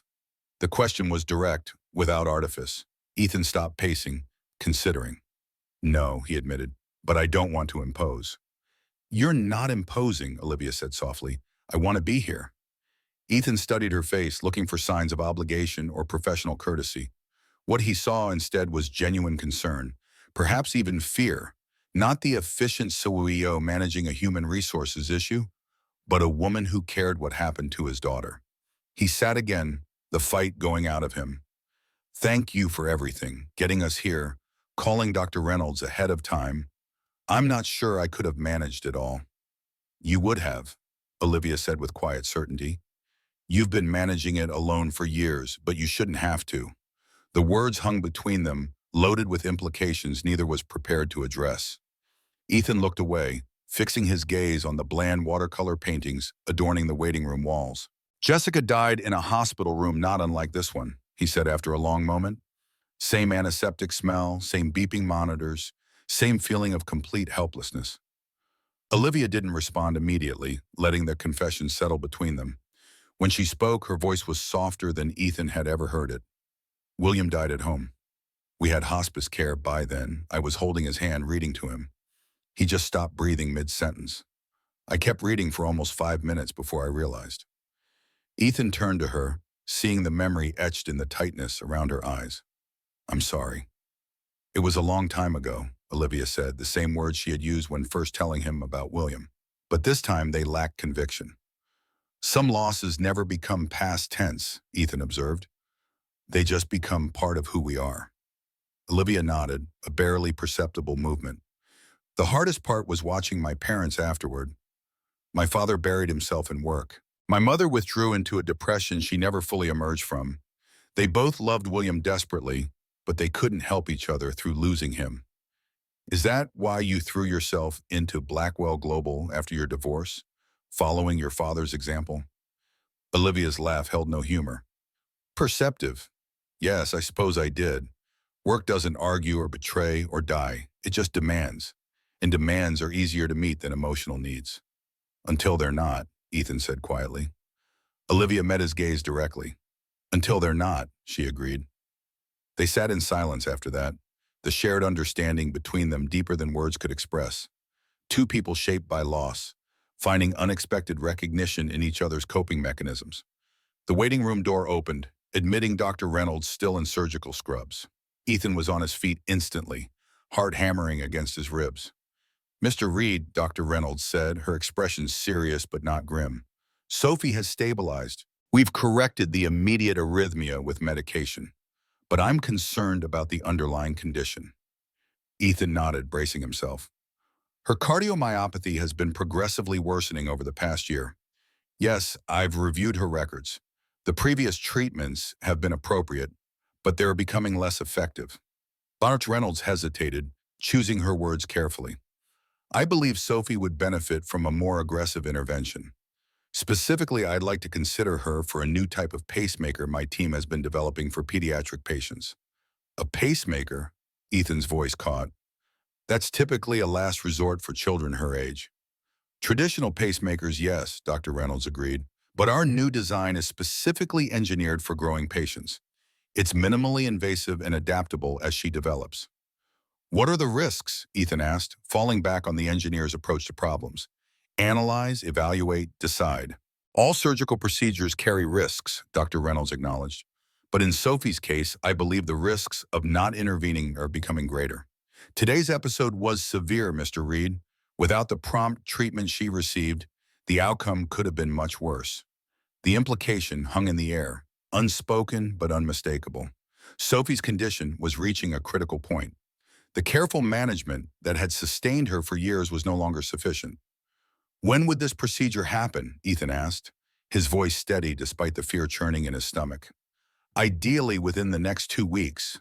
We need to run additional tests first, and I'd like to monitor Sophie for at least 48 hours before discharging her. Dr. Reynolds' expression softened slightly. I know this is a lot to process. You don't need to decide immediately. Ethan nodded, mind racing through implications, questions, concerns. Can I see her now? Of course, she's sedated but stable. Room 412, just down the hall. Dr. Reynolds glanced at Olivia, who had remained silent during the exchange. Ms. Blackwell, thank you for bringing this case to my attention. Sophie is exactly the type of patient our research is designed to help. Olivia inclined her head slightly. Thank you for making time to see her, doctor. Your reputation is well deserved. As Dr. Reynolds departed, Ethan turned to Olivia. You set this up before today's episode. How did you know? I didn't, Olivia replied, but you mentioned her condition was worsening. I simply made sure the best specialist was available if needed. Ethan studied her face, looking for ulterior motives or calculated charity. He found neither, only the practical concern of someone who had watched a loved one's health deteriorate and understood the importance of having the right resources available. Thank you, he said simply. I need to see Sophie now. Of course, I'll wait here. Ethan paused. You don't have to. This could be hours. I'll wait, Olivia repeated, her tone making it clear the matter wasn't open for discussion. Ethan nodded, oddly grateful for her stubborn presence. He made his way down the hospital corridor to room 412, steeling himself for what he would find. Sophie lay in a hospital bed that seemed too large for her small frame. Monitors beeped with reassuring regularity, displaying vital signs that had stabilized but remained concerning. Her face was pale against the white pillowcase, her blue eyes closed in medicated sleep. Ethan approached quietly, taking her small hand in his. Her fingers were cool but pink with healthy circulation. He sat in the chair beside her bed, maintaining the bedside vigil that had become a familiar part of their life together. Time passed in the measured beeps of the heart monitor. Ethan drifted between acute awareness and exhausted detachment, his body slumping in the uncomfortable chair even as his mind remained hyper-alert to any change in Sophie's condition. He wasn't sure how much time had passed when he became aware of someone else in the room. Olivia stood in the doorway holding 2 paper cups of coffee. She approached quietly, offering one to Ethan. "Hospital coffee," she said softly. "Universally terrible, but it contains caffeine." Ethan accepted the cup with a grateful nod. "Thanks." Olivia took the chair on the opposite side of Sophie's bed, her movements careful to avoid disturbing the sleeping child or the medical equipment surrounding her. For several minutes, they sat in companionable silence, the shared vigil requiring no conversation. "She looks peaceful," Olivia observed finally, her voice barely above a whisper. "The medications help," Ethan replied. "When she wakes, the discomfort will return, though hopefully less severe than before." Olivia nodded, her gaze fixed on Sophie's face. "She has extraordinary courage for someone so young." "She does," Ethan agreed, pride momentarily displacing worry. "She's never known any different, which makes it harder in some ways and easier in others. This has been her normal since birth." "Children adapt to their circumstances with remarkable resilience," Olivia said. "William used to call his hospital stays hotel vacations. He'd rate the food and the television channels like a tiny critic." Ethan smiled at the image. "Sophie does something similar. She has a collection of hospital bracelets from different facilities. She compares them like a connoisseur, which are most comfortable, which have the brightest colors." Olivia's answering smile held both amusement and pain. Finding joy in unlikely places, a valuable skill at any age. "Jessica taught her that," Ethan said softly. Even in her final days, Jessica found reasons to smile, moments to treasure. "I've tried to continue that lesson." "You've succeeded," Olivia assured him. "Anyone who spends 5 minutes with Sophie can see her joy in the world despite everything." They lapsed into silence again, the quiet understanding between them deepening. Outside the hospital window, afternoon had given way to evening, the sky darkening to indigo. City lights twinkled like earthbound stars, life continuing its rhythms beyond the hospital walls. Sophie stirred slightly, her eyelids fluttering. Ethan leaned forward, instantly alert. "Lily pad, can you hear me?" Her eyes opened slowly, confusion giving way to recognition. "Daddy?" Her voice was hoarse, barely audible. "I'm here, sweetheart. You're in the hospital, but you're doing better now." Ethan kept his tone deliberately light, hiding his concern behind practiced reassurance. Sophie's gaze shifted, finding Olivia on her other side. "Ms. Olivia came too." "Of course I did," Olivia replied, her usual crisp delivery softened to a gentle murmur. "Someone needed to make sure the doctors took extra good care of you." A ghost of a smile touched Sophie's pale lips. "Did you use your boss voice on them?" Olivia laughed softly. "Only a little. They seemed quite competent without my supervision." Sophie's attention span was brief, her eyelids already growing heavy again. "Tired," she murmured. "Heart still feels funny." "That's the medicine, lily pad," Ethan explained. "It's helping your heart find its rhythm again. Just rest now. I'll be right here when you wake up." "Promise?" The word was slurred with approaching sleep. "Promise," Ethan confirmed, squeezing her hand gently. Sophie's eyes closed, her breathing evening out as she slipped back into sleep. Ethan maintained his hold on her hand, the physical connection a reassurance to them both. "She's stronger than she looks," Olivia observed quietly. "She has to be," Ethan replied. "Her whole life has been an exercise in overcoming limitations." Olivia nodded, her expression thoughtful. "The pacemaker Dr. Reynolds mentioned, would your insurance cover it?" Ethan tensed slightly. Here it was, the uncomfortable discussion of finances that inevitably accompanied medical crises in America. "Partially, it's experimental, so coverage would be limited. I've been saving for emergencies, but a procedure like this." He trailed off, unwilling to admit the full extent of the financial challenge. His savings would cover perhaps a third of the cost. The rest would require loans, payment plans, possibly even bankruptcy. "Blackwell Global has a charitable foundation," Olivia said carefully, watching his face. "It focuses on pediatric medical innovations, the kind of research Dr. Reynolds is conducting." Ethan straightened immediately, understanding her implication. "Olivia, It wouldn't be charity," she interrupted, anticipating his objection. The foundation funds promising medical research in exchange for data that helps improve our disaster response planning.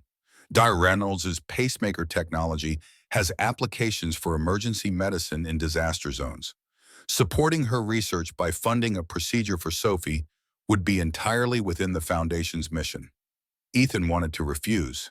Pride and independence had been his companions since Jessica's death, guiding principles in a world that had taken so much from him. Accepting financial help, even indirectly, felt like surrendering something essential about himself. But as he looked at Sophie's sleeping face, Ethan recognized the selfishness in that pride. His daughter's health mattered more than his ego. If Olivia's foundation could help secure the treatment Sophie needed, refusing it would be putting his feelings above his daughter's well-being. "I need to understand exactly what's involved," he said finally. "The foundation's requirements, the obligations it would create." Relief flickered across Olivia's face. "Of course. I'll have the foundation director contact you with full details. But I can assure you the only requirement would be allowing anonymized medical data to be included in research statistics. No public appearances, no promotional materials." Ethan nodded, still uncomfortable but resolute. "Thank you. I'll consider it seriously." "That's all I ask." Olivia glanced at her watch. "It's getting late. You should try to rest. There's a reclining chair in the corner that converts to a passable bed. Hospital accommodations leave much to be desired, but it's better than nothing." "You don't need to stay," Ethan said, though without much conviction. Olivia's presence had become a strange comfort in the sterile hospital environment. "I'll go home to change and handle some essential business," Olivia replied, "but I'll return in the morning. You shouldn't have to manage this alone." The simple statement carried a weight that settled in Ethan's chest, warm and unexpected. He had been managing alone for so long that the idea of sharing the burden, even temporarily, felt almost foreign. "Thank you," he said again, the words inadequate for the gratitude he felt. Olivia stood, smoothing her rumpled suit with an unconscious gesture. Despite the day's case, she still projected an aura of composed competence, though Ethan had begun to recognize the subtle signs of strain beneath the surface, the tightness around her eyes, the slight tension in her shoulders. "Try to rest," she instructed. "Sophie will need you at full strength when she wakes." Ethan nodded, knowing she was right, but doubting his ability to sleep while Sophie lay connected to monitors and medication drips. As Olivia moved toward the door, he spoke again. "Olivia, this means more than I can say." She paused, turning back to meet his gaze. For a moment, her professional mask slipped entirely, revealing unexpected vulnerability beneath. "You would do the same," she said simply. "In fact, you already have."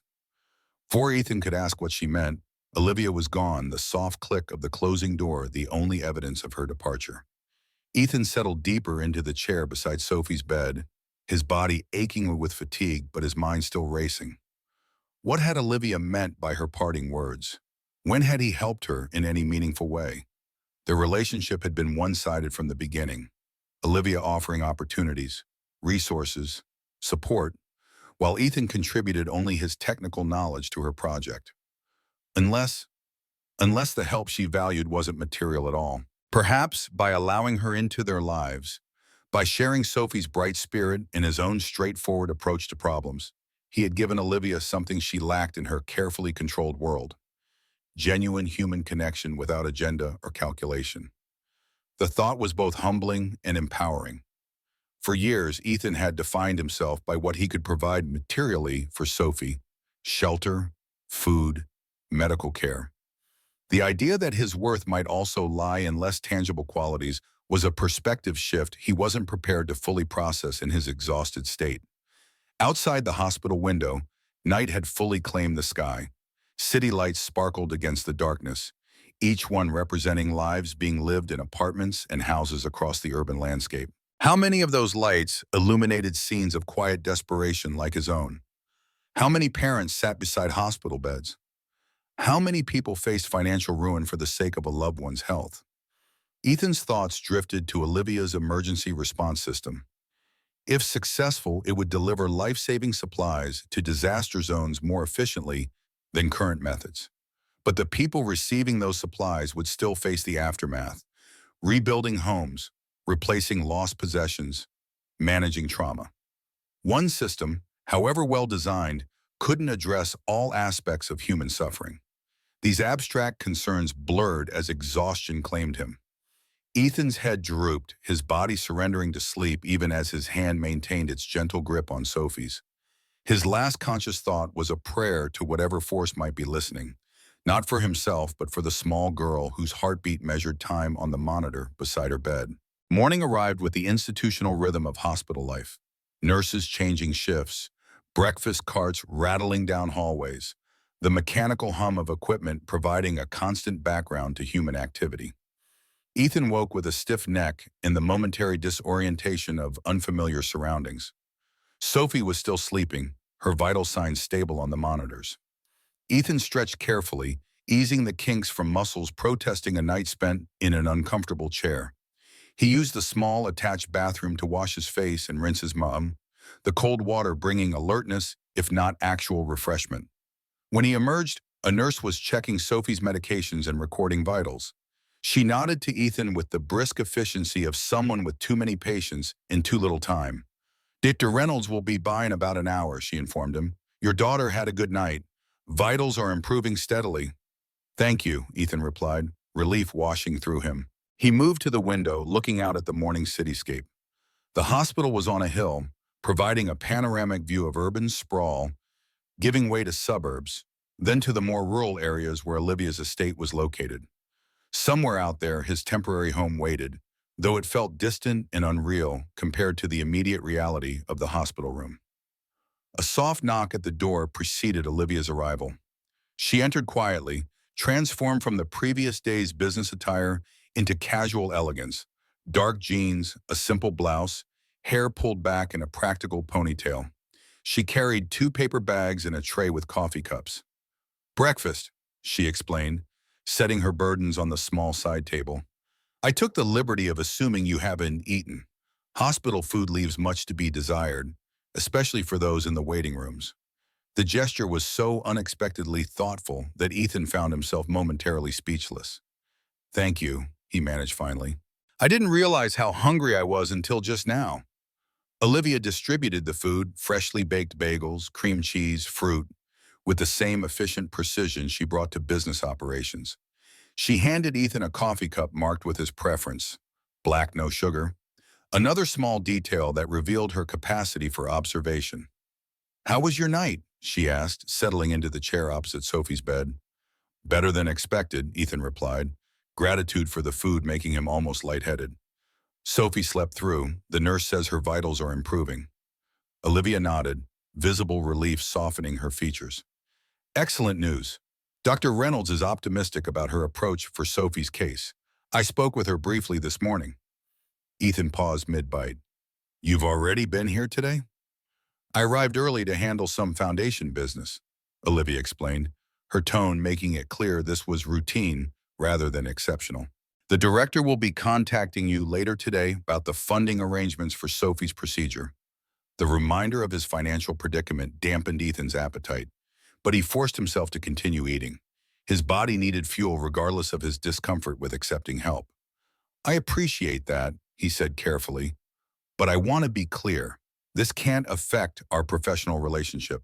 The consulting work needs to remain separate from any assistance with Sophie's medical care." Olivia's eyebrow raised slightly. "Of course. The foundation operates independently from Blackwell Global's main business operations. There's no conflict." Ethan nodded, not entirely convinced, but unwilling to refuse help that Sophie desperately needed. The conversation shifted to lighter topics: hospital observations, stories from Ethan's previous experiences with medical facilities, Olivia's surprisingly extensive knowledge of pediatric cardiac research. They were midway through breakfast when Sophie stirred, her eyes opening with greater alertness than the previous evening. She blinked, taking in her surroundings with the resigned familiarity of a child who had spent too much time in hospital rooms. "Morning, Daddy," she murmured, her voice stronger, though still raspy. "Ms. Olivia, too." "Good morning, Lilypad," Ethan replied, moving immediately to her side. "How are you feeling?" Sophie considered the question with serious contemplation. "My heart's not racing anymore. Still tired, though, and hungry." Hungry is a good sign, Olivia observed, smiling at the child. Would you like some fruit? The nurse might want to check before you have anything more substantial. Sophie nodded, eyeing the food with interest. Ethan helped her sit up slightly, adjusting pillows to support her small frame. Olivia prepared a small plate of sliced strawberries and apple, placing it within easy reach. Thank you for fixing my heart again, Sophie said to Olivia as she reached for a strawberry. Olivia looked startled. I didn't fix anything, Sophie. The doctors did that. But you brought us here, Sophie pointed out with the irrefutable logic of childhood. And Daddy says you got the special doctor who knows about hearts like mine. Ethan watched the exchange with interest, noting the fleeting vulnerability that crossed Olivia's face before she composed herself. I just made a phone call, Olivia said modestly. Your daddy did the hard work of taking care of you all these years. Sophie nodded sagely. Daddy's good at fixing things. She paused, then added with childlike directness. So are you. You fixed his sad eyes. Ethan felt heat rise in his face. Sophie, It's true, his daughter insisted. You smile more since we came to Ms. Olivia's house. Real smiles, not the pretend ones. The observation, delivered with a child's unfiltered honesty, created a moment of awkward silence. Olivia seemed as discomforted as Ethan, her usual composure briefly abandoned. Well, she said finally, I think we've all helped each other in different ways. Sophie accepted this diplomatic response, turning her attention to the fruit with the single-minded focus of a hungry child. Ethan caught Olivia's eye over Sophie's head, an unspoken acknowledgement passing between them. Sophie's perception was uncomfortably accurate, though neither adult was prepared to examine its implications fully. The moment was interrupted by Dr. Reynolds' arrival. The specialist entered with brisk efficiency, tablet in hand, already reviewing Sophie's overnight data. Good morning, Sophie, she greeted her patient. I hear you're feeling better today. My heart's behaving, Sophie confirmed, but it still feels funny sometimes. Dr. Reynolds nodded, approaching the bed. May I listen to it? I promise my stethoscope isn't too cold. Sophie giggled. Doctors always say that, but it's never true. The examination proceeded with Dr. Reynolds' gentle efficiency. She listened to Sophie's heart from multiple angles, checked reflexes, examined fingernails and skin tone, all while maintaining a conversation that put the child at ease. Ethan watched with the critical eye of a parent who had seen dozens of doctors interact with his daughter, some with clinical detachment, others with patronizing sweetness. Dr. Reynolds struck the perfect balance, treating Sophie as a person while never forgetting she was a child. Well, Miss Sophie, Dr. Reynolds concluded, your heart is definitely improving, but it's still not as strong as I'd like. Remember how we talked about special heart helpers yesterday? Sophie nodded, like a tiny computer for my heart. Exactly, Dr. Reynolds smiled. I think you would benefit from one of those helpers. It would make your heart beat more regularly and help you feel better day to day. Would it hurt? Sophie asked, the question revealing her greatest fear. The procedure to put it in would be uncomfortable, Dr. Reynolds acknowledged honestly. But we have very good medicines to help with that. And afterward, you wouldn't feel the device at all. It would just quietly help your heart do its job. Sophie considered this with serious contemplation. Would I be able to run and play like other kids? The question pierced Ethan's heart. Sophie had always accepted her limitations with remarkable grace, but moments like this revealed her awareness of the differences between her life and those of her peers. Not immediately, Dr. Reynolds cautioned, but over time, yes, you would likely have much more energy for activities. The pacemaker helps your heart work more efficiently, so your body gets the oxygen it needs, even during exercise. Sophie's face brightened with hope. I could play tag at recess? Eventually, Dr. Reynolds confirmed. We'd start slowly, but that would be the goal. Sophie turned to Ethan, her blue eyes wide with plea. Can I have the heart helper, Daddy? Please. Ethan swallowed hard, emotion threatening to overwhelm his composure. If Dr. Reynolds thinks it's the best option, then yes, Lily Pad. We'll do whatever helps you feel better. Relief and gratitude flooded Sophie's expression. She turned back to Dr. Reynolds. When can I get it? We need to run a few more tests first, the doctor explained. But if all goes well, we could schedule the procedure for early next week. You'll stay in the hospital for a few days afterward so we can make sure everything is working properly. Sophie nodded, accepting this timeline with the resignation of a child accustomed to medical procedures. Will I have a scar? A small one, Dr. Reynolds acknowledged. Just about an inch long near your collarbone. It will fade over time. That's okay, Sophie decided. Daddy says scars are just proof that you're stronger than whatever tried to hurt you. Ethan felt Olivia's gaze on him, a mix of surprise and something warmer, more appreciative. He kept his focus on Sophie, not trusting himself to meet Olivia's eyes in that moment of emotional vulnerability. Dr. Reynolds completed her consultation, discussing technical details and scheduling with Ethan, while Olivia kept Sophie entertained with a game on her tablet. The normality of the scene belied its extraordinariness. The billionaire CEO sitting cross-legged on a hospital chair, patiently explaining game strategies to a 7-year-old with a heart condition. When Dr. Reynolds departed, promising to return later with test results, a nurse arrived to take Sophie for an echocardiogram. Ethan helped transfer his daughter to a wheelchair, kissed her forehead, and watched as she was wheeled away for yet another in the endless series of tests that had defined her young life. Left alone with Olivia, Ethan felt a strange mix of gratitude and discomfort. The professional boundaries between them had blurred beyond recognition in the past 24 hours. Olivia had seen him at his most vulnerable, afraid for his daughter, uncertain about the future, dependent on others for help he couldn't provide himself. Thank you, he said finally, breaking the silence between them. For everything. The foundation's support, staying here. It's far beyond what I could have expected. Olivia shook her head slightly. Don't thank me yet. The foundation paperwork still needs to be processed, and hospital bureaucracy moves at its own pace. There will be challenges ahead. Nevertheless, Ethan insisted, you've done more than anyone else has since Jessica died. Most people offer sympathy and then disappear when the reality of chronic illness becomes apparent.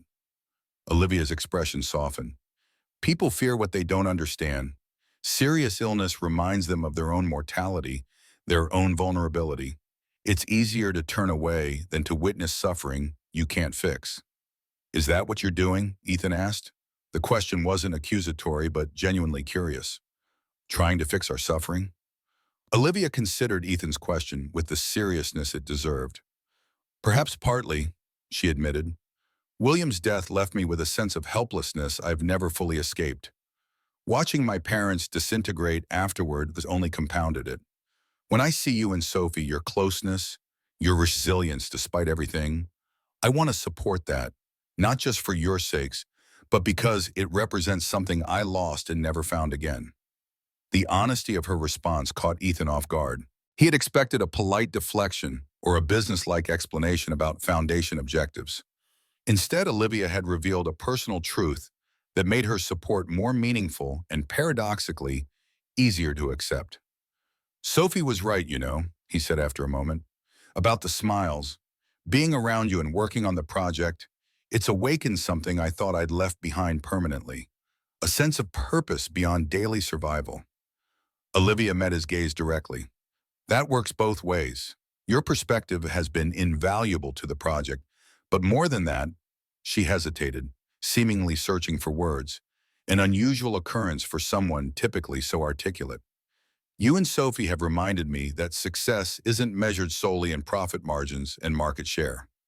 Before either could speak again, Ethan's phone chimed with a message. He checked it, then frowned. Something wrong? Olivia asked immediately. Alert from Victor. He says they have hit a critical issue with the guidance system simulation. The power supply modifications we discussed yesterday are creating unexpected interference with the navigation backup. Olivia's expression shifted subtly, the personal vulnerability replaced by professional focus. Can it wait until tomorrow? Sophie should be your priority right now. Ethan appreciated the sentiment but shook his head. The team has a prototype demonstration scheduled for Monday. If the interference issue isn't resolved, they'll have to postpone, which would give Wellington's team a potential advantage in the contract competition. Understanding dawned in Olivia's eyes. You want to help them solve it? I think I can, Ethan admitted. Based on Victor's description, it sounds like a shielding problem I encountered in aircraft systems. But I'd need access to the simulation software, which is only on the secure servers at your estate. Olivia considered for a moment, then reached a decision. Sophie will be in test for at least 2 hours, correct? Ethan nodded. The echocardiogram is just the first in a series. Dr. Reynolds was very thorough in her testing orders. Then I propose a compromise. We return to the estate. You work with the team to address the critical issue, and we come back here before Sophie returns from her tests. She need never know we were gone. The suggestion made practical sense, yet Ethan hesitated. What if something happens while we're away? The hospital has your contact information, Olivia pointed out, and it would be a 30-minute drive at most. Dr. Reynolds herself said Sophie is stable now. Ethan weighed the options. The guidance system project was important, not just professionally, but for its potential to save lives in disaster situations. A few hours of focused work might solve a problem that would otherwise delay crucial development. All right, he agreed finally. But we need to be back before Sophie returns from testing. I promised I'd be here when she got back. Absolutely, Olivia confirmed. I'll have the car wound around. The drive back to the estate was swift and purposeful, Olivia handling the Mercedes with the same confident precision she brought to everything else. Ethan used the time to exchange messages with Victor, getting more details about the interference issue and mentally mapping out potential solutions. At the estate, they went directly to the engineering lab, where the team had gathered around the simulation monitors displaying error messages that meant little to the untrained eye, but spoke volumes to Ethan's experienced perspective. The power fluctuations from the wind turbine integration are creating electromagnetic interference with the backup navigation system, Victor explained, pointing to data streams on the screen. We've tried conventional shielding, but it's not sufficient in the simulated hurricane conditions. Ethan studied the data, his mind already working through potential solutions. The problem isn't the shielding itself, he said finally. It's the grounding. In aircraft systems, we encountered similar issues with lightning strikes, creating electromagnetic pulses. The solution was to create multiple redundant grounding paths that could handle massive power surges without overloading. He moved to a whiteboard, sketching a modified system architecture with practiced efficiency. The team gathered around, watching as complex concepts took visual form under Ethan's hand. We'd need to reconfigure the physical layout, Howard noted, studying the diagram. The current prototype doesn't have space for these additional pathways. That's because you're thinking three-dimensionally, Ethan replied, adding to his sketch. We can create a mesh grounding system that follows the existing structural framework, adding minimal weight and bulk while providing comprehensive protection. And the solution was elegant in its simplicity, not requiring new components so much as a reconceptualization of how existing elements related to one another. As Ethan explained the approach, he felt the familiar satisfaction of solving a complex problem, of seeing connections that others had missed. Olivia watched from the doorway, not interrupting but observing with quiet appreciation. This was Ethan in his element, not just repairing what others had built, but reimagining possibilities within existing constraints. His hands moved with confidence, his explanations clear and accessible despite the technical complexity. The team quickly grasped the concept, Victor already modifying the simulation parameters to test Ethan's approach. Within an hour, they had a working model that showed promising results under even the most extreme simulated conditions. This could work, Victor admitted, a note of genuine respect in his voice. It's elegant and implementable within our time frame, and it addresses the power scavenging approach that Wellington's team is likely using, Ethan added, referencing their previous discussion about the competitor's questionable power strategy. Our system will be more reliable and safer in actual disaster conditions. As the team began implementing the changes to the physical prototype, Olivia approached Ethan. That was impressive, she said quietly. You've potentially saved weeks of development time. Ethan shrugged, uncomfortable with the praise. It's just pattern recognition. I've seen similar problems before in different contexts. That's precisely what makes your perspective valuable, Olivia insisted. The team is brilliant, but limited by their specific experience. You bring a broader view. Before Ethan could respond, his phone buzzed with a message. He checked it, relief washing over his face. Dr. Reynolds says Sophie's tests are going well, but they'll take longer than expected. We have another hour before we need to head back. Olivia nodded. Perfect. That gives us time to address something else. She hesitated, then continued. I received some concerning information this morning about the potential information leak to Wellington. Ethan tensed immediately. What kind of information? Our IT security team detected unusual access patterns in our project database, Olivia explained, keeping her voice low despite the background noise of the engineering team's activities. Someone has been reviewing the guidance system specifications during odd hours from remote locations. Do you know who? Olivia's expression tightened. Not definitively, but the access credentials belong to Howard. Ethan glanced across the room at the older engineer who was currently working with Victor on the prototype modifications. Are you sure? He seems genuinely invested in the project's success. The credentials are his, Olivia replied. Whether he's knowingly involved or his access has been compromised, we need to determine quickly. What's your plan? Olivia's eyes held a calculating look that reminded Ethan of their first meeting. The shrewd businesswoman assessing situations and people with clinical detachment. I'm going to provide some misleading information through secure channels. If Wellington's team suddenly incorporates that exact approach into their design, we'll have confirmation of the leak. Then we address the situation accordingly. Olivia's tone made it clear that addressing would be thorough and likely unpleasant for those involved. Ethan considered this strategy, his engineer's mind automatically searching for failure points. What if they recognize the misinformation for what it is? Or worse, what if it's incorporated into our actual design by mistake? Olivia smiled slightly, appreciating his thoroughness. The misinformation will relate to an auxiliary system that won't affect core functionality, and it will be plausible enough that detecting it as deliberate would require deep technical expertise, which Charles lacks. It was a calculated risk, but one with limited downside. Ethan nodded his agreement. Just make sure the team knows which information is accurate and which is bait. Of course, I don't compromise my own projects, even temporarily. Olivia checked her watch. We should head back to the hospital soon. Dr. Reynolds mentioned she wanted to discuss the pacemaker procedure in more detail this afternoon. The reminder of Sophie's condition sobered Ethan immediately, the brief excitement of solving engineering problems giving way to the more pressing reality of his daughter's health. He nodded, already gathering his things. The team can implement the grounding solution without me now. The concept is straightforward enough. They bid farewell to the engineering team, who were now fully engaged in modifying the prototype with renewed energy and direction. As they walked to the car, Ethan found himself thinking about the contrast between the two worlds he was currently straddling, the abstract technical challenges of the guidance system and the deeply personal struggle of Sophie's heart condition. You move between these contexts very naturally, Olivia observed, seeming to read his thoughts. The engineering problem-solving and the personal caregiving. Most people excel at one or the other, rarely both. Ethan considered this as they settled into the Mercedes. I don't see them as separate, he said finally.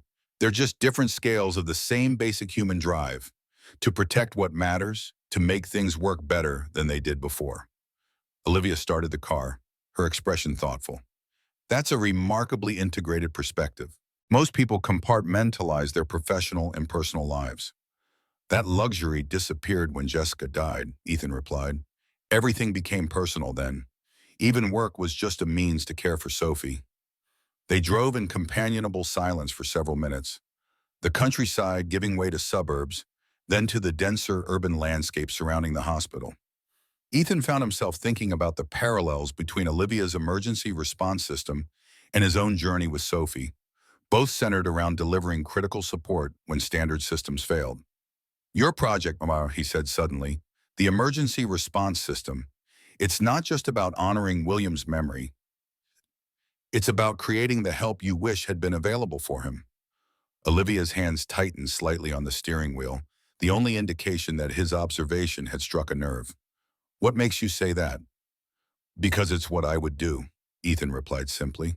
If I had your resources, I'd build systems to prevent other fathers from experiencing what I've gone through with Sophie. Olivia was silent for so long that Ethan thought she might not respond at all.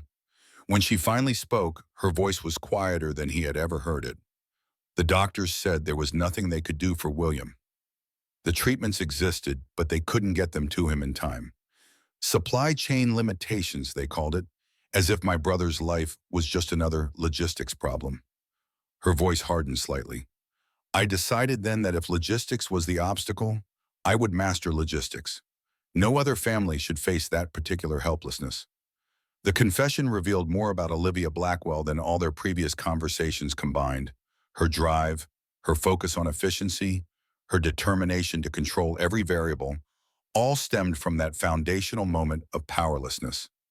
You're building more than an emergency response system, Ethan observed. You're building redemption. Olivia's gaze remained fixed on the road ahead, but a muscle twitched in her jaw. Perhaps, though redemption implies culpability, and logically, I know William's death wasn't my fault.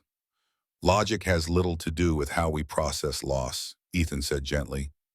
I still find myself thinking of what I could have done differently with Jessica, even though her condition was medically beyond anyone's control.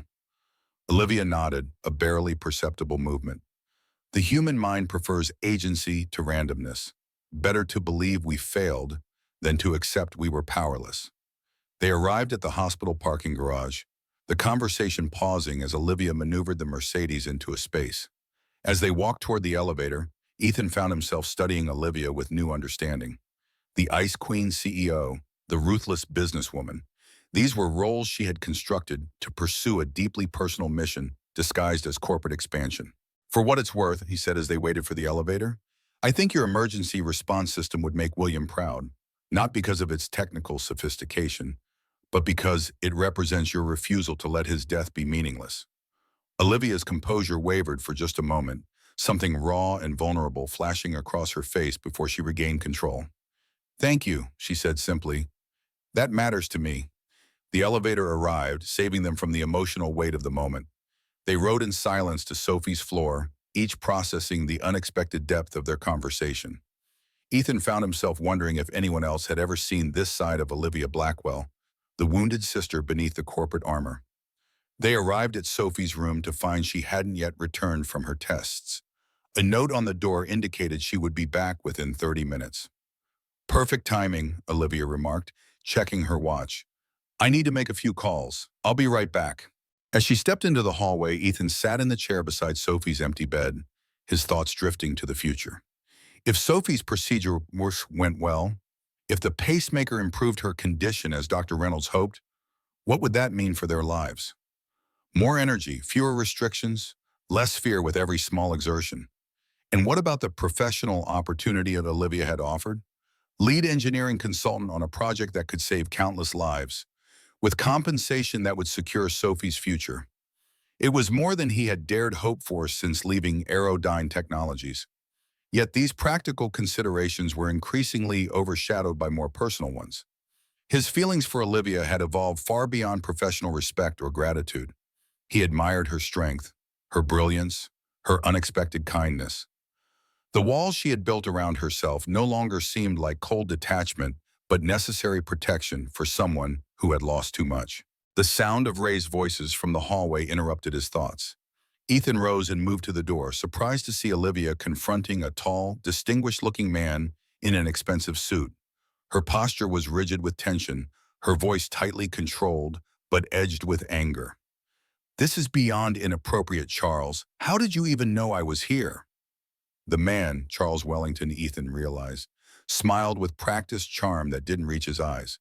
I have my sources, Olivia, just as you have yours.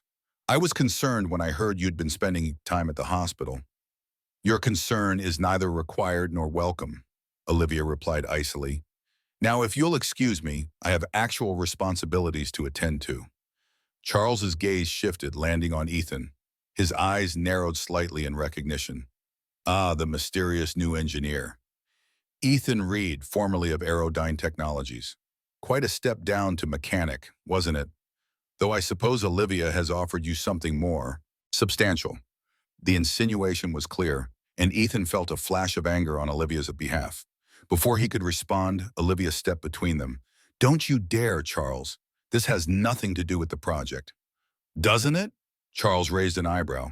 Your new engineer has a daughter with a heart condition being treated by the prestigious Dr. Reynolds, who happens to be developing a pediatric pacemaker with applications for emergency medicine.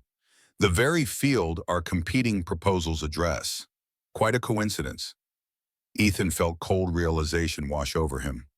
You knew about Sophie's condition? I make it my business to know about potential strategic advantages, Charles replied smoothly, just as Olivia does. I'm sure she's explained how valuable your expertise is to her project. Leave, Olivia's voice was dangerously quiet. Now, before I have security escort you out. Charles raised his hands in mock surrender. No need for dramatics. I merely wanted to express my concern. He turned to Ethan. Consider carefully what you're being offered, Mr. Reed. Olivia doesn't form attachments. She makes acquisitions. Business or personal, it's all the same to her. With that parting shot, he turned and walked toward the elevator. His posture relaxed, as if he'd accomplished exactly what he came for. Olivia remained rigid until the elevator doors closed behind him. Then her shoulders slumped slightly, the mask of corporate implacability slipping to reveal genuine distress. I'm sorry, she said quietly. Charles has always excelled at calculated cruelty. How did he know about Sophie? Ethan asked, still processing the encounter. Olivia shook her head. The same way he knows about our project details, I imagine. Someone with access is feeding him information. She met Ethan's eyes directly. But I need you to believe that I didn't know about Sophie's condition before meeting you. My interest in you was based solely on your engineering background, not on some elaborate scheme to gain an advantage over Wellington. Ethan studied her face, looking for any sign of deception. What he saw instead was raw honesty, a vulnerability Olivia rarely displayed. I believe you, he said finally. Charles was trying to create doubt, to drive a wedge between us. Relief washed across Olivia's features, quickly masked by professional composure. Thank you. Charles has always been skilled at manipulation. It's what makes him dangerous as a competitor. Before Ethan could respond, Sophie was wheeled back into the room by a hospital attendant, her face tired but animated. Daddy, Ms. Olivia, they showed me pictures of my heart on the big screens. It looked like a butterfly flapping its wings. Ethan moved to her side immediately, helping her back into bed. That's amazing, Lilypad. How do you feel? Tired, Sophie admitted. But Dr. Reynolds said my heart is being very brave today. Olivia smiled, the tension from the confrontation with Charles melting away in Sophie's presence. It certainly is. And so are you.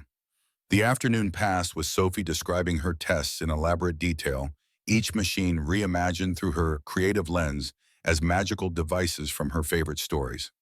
Dr. Reynolds returned with preliminary results, confirming that Sophie was a good candidate for the pacemaker procedure and scheduling it for the following Tuesday.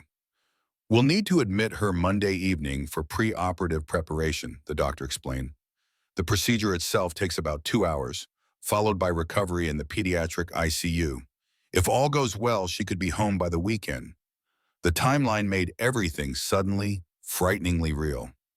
Ethan felt a mixture of hope and terror at the prospect of entrusting Sophie to surgery, however necessary it might be, as Dr. Reynolds departed. A hospital administrator arrived with a tablet. Mr. Reed, I'm Jennifer Wilson from the finance department. I understand the Blackwell Foundation will be covering Miss Reed's procedure in associated care. Ethan glanced at Olivia, who had moved to the window to give them privacy. That's my understanding. Yes. Excellent. Everything has been approved through the Foundation's Medical Innovation Program. We just need your signature on these consent forms, and we'll be all set for Tuesday. As Ethan signed the documents, he felt a complex mix of emotions: gratitude for the financial burden lifted, discomfort at accepting such substantial help, and something deeper he wasn't ready to name. The administrator tapped a few final commands on her tablet. All set, Dr. Reynolds' office will contact you with any additional preoperative instructions. Sophie will need to be here by 6 p.m. on Monday. After she left, Sophie looked between Ethan and Olivia with serious eyes. Is Ms. Olivia's special club paying for my heart helper? Ethan was momentarily at a loss for how to explain foundation grants to a 7-year-old. Olivia stepped in smoothly. It's not exactly a club, Sophie. It's more like a team of people who help doctors learn new ways to fix hearts. Your heart helper is special because it's designed to grow with you. The doctors want to learn how well it works so they can help other children too. Sophie considered this explanation, her brow furrowed in concentration. So I'm helping other kids by getting my heart fixed? In a way, yes, Olivia confirmed. Is that okay with you? Sophie's face brightened. That's super okay. Daddy always says helping others makes your own heart stronger. Ethan felt a surge of pride at his daughter's generous spirit. Despite everything she had endured, Sophie's first thought was for others who might benefit from her experience. Speaking of helping, Olivia said, her tone deliberately light, I need to check in with the engineering team about the changes you suggested this morning. Would it be all right if I use my laptop here for a while? You can sit next to me, Sophie offered, patting the edge of her bed. I can show you my new game while you work. Olivia glanced at Ethan, seeking permission. He nodded, grateful for her thoughtfulness in not leaving them alone. As Olivia settled beside Sophie with her laptop, the little girl began explaining an elaborate game involving magical butterflies with healing powers. Ethan watched them together, struck by how naturally Olivia had integrated into their lives in just over a week. She listened to Sophie with genuine interest, asking questions and offering suggestions, while simultaneously monitoring emails about the project. The multitasking seemed effortless, a blend of the professional efficiency Ethan had first observed and the personal warmth he had discovered beneath. The afternoon drifted into evening. Sophie dozed off during a movie on the hospital's small television, the medications and tests having drained her limited energy. Ethan and Olivia moved to the corner of the room, speaking in hushed tones to avoid waking her. The team implemented your grounding mesh solution, Olivia reported. Initial testing shows complete elimination of the interference issues, even under maximum stress simulation. That's good news, Ethan replied, genuinely pleased. They shouldn't have any problems with Monday's demonstration now. Victor mentioned adding your name to the patent application for the guidance system, Olivia said. Your contribution was substantive enough to warrant co-inventor status. The offer caught Ethan by surprise. That's not necessary. I was just helping solve a problem. It's not about necessity, Olivia countered. It's about proper attribution. You transformed our approach. Ethan wasn't sure how to feel about this development. On one hand, professional recognition for his work was gratifying after years of anonymity as a mechanic. On the other hand, patents meant public documentation, potential visibility that might complicate the quiet life he had built for Sophie. Let me think about it, he said finally. Right now, my focus is on Sophie's procedure next week. Of course, Olivia agreed. Family first. The phrase caught Ethan's attention.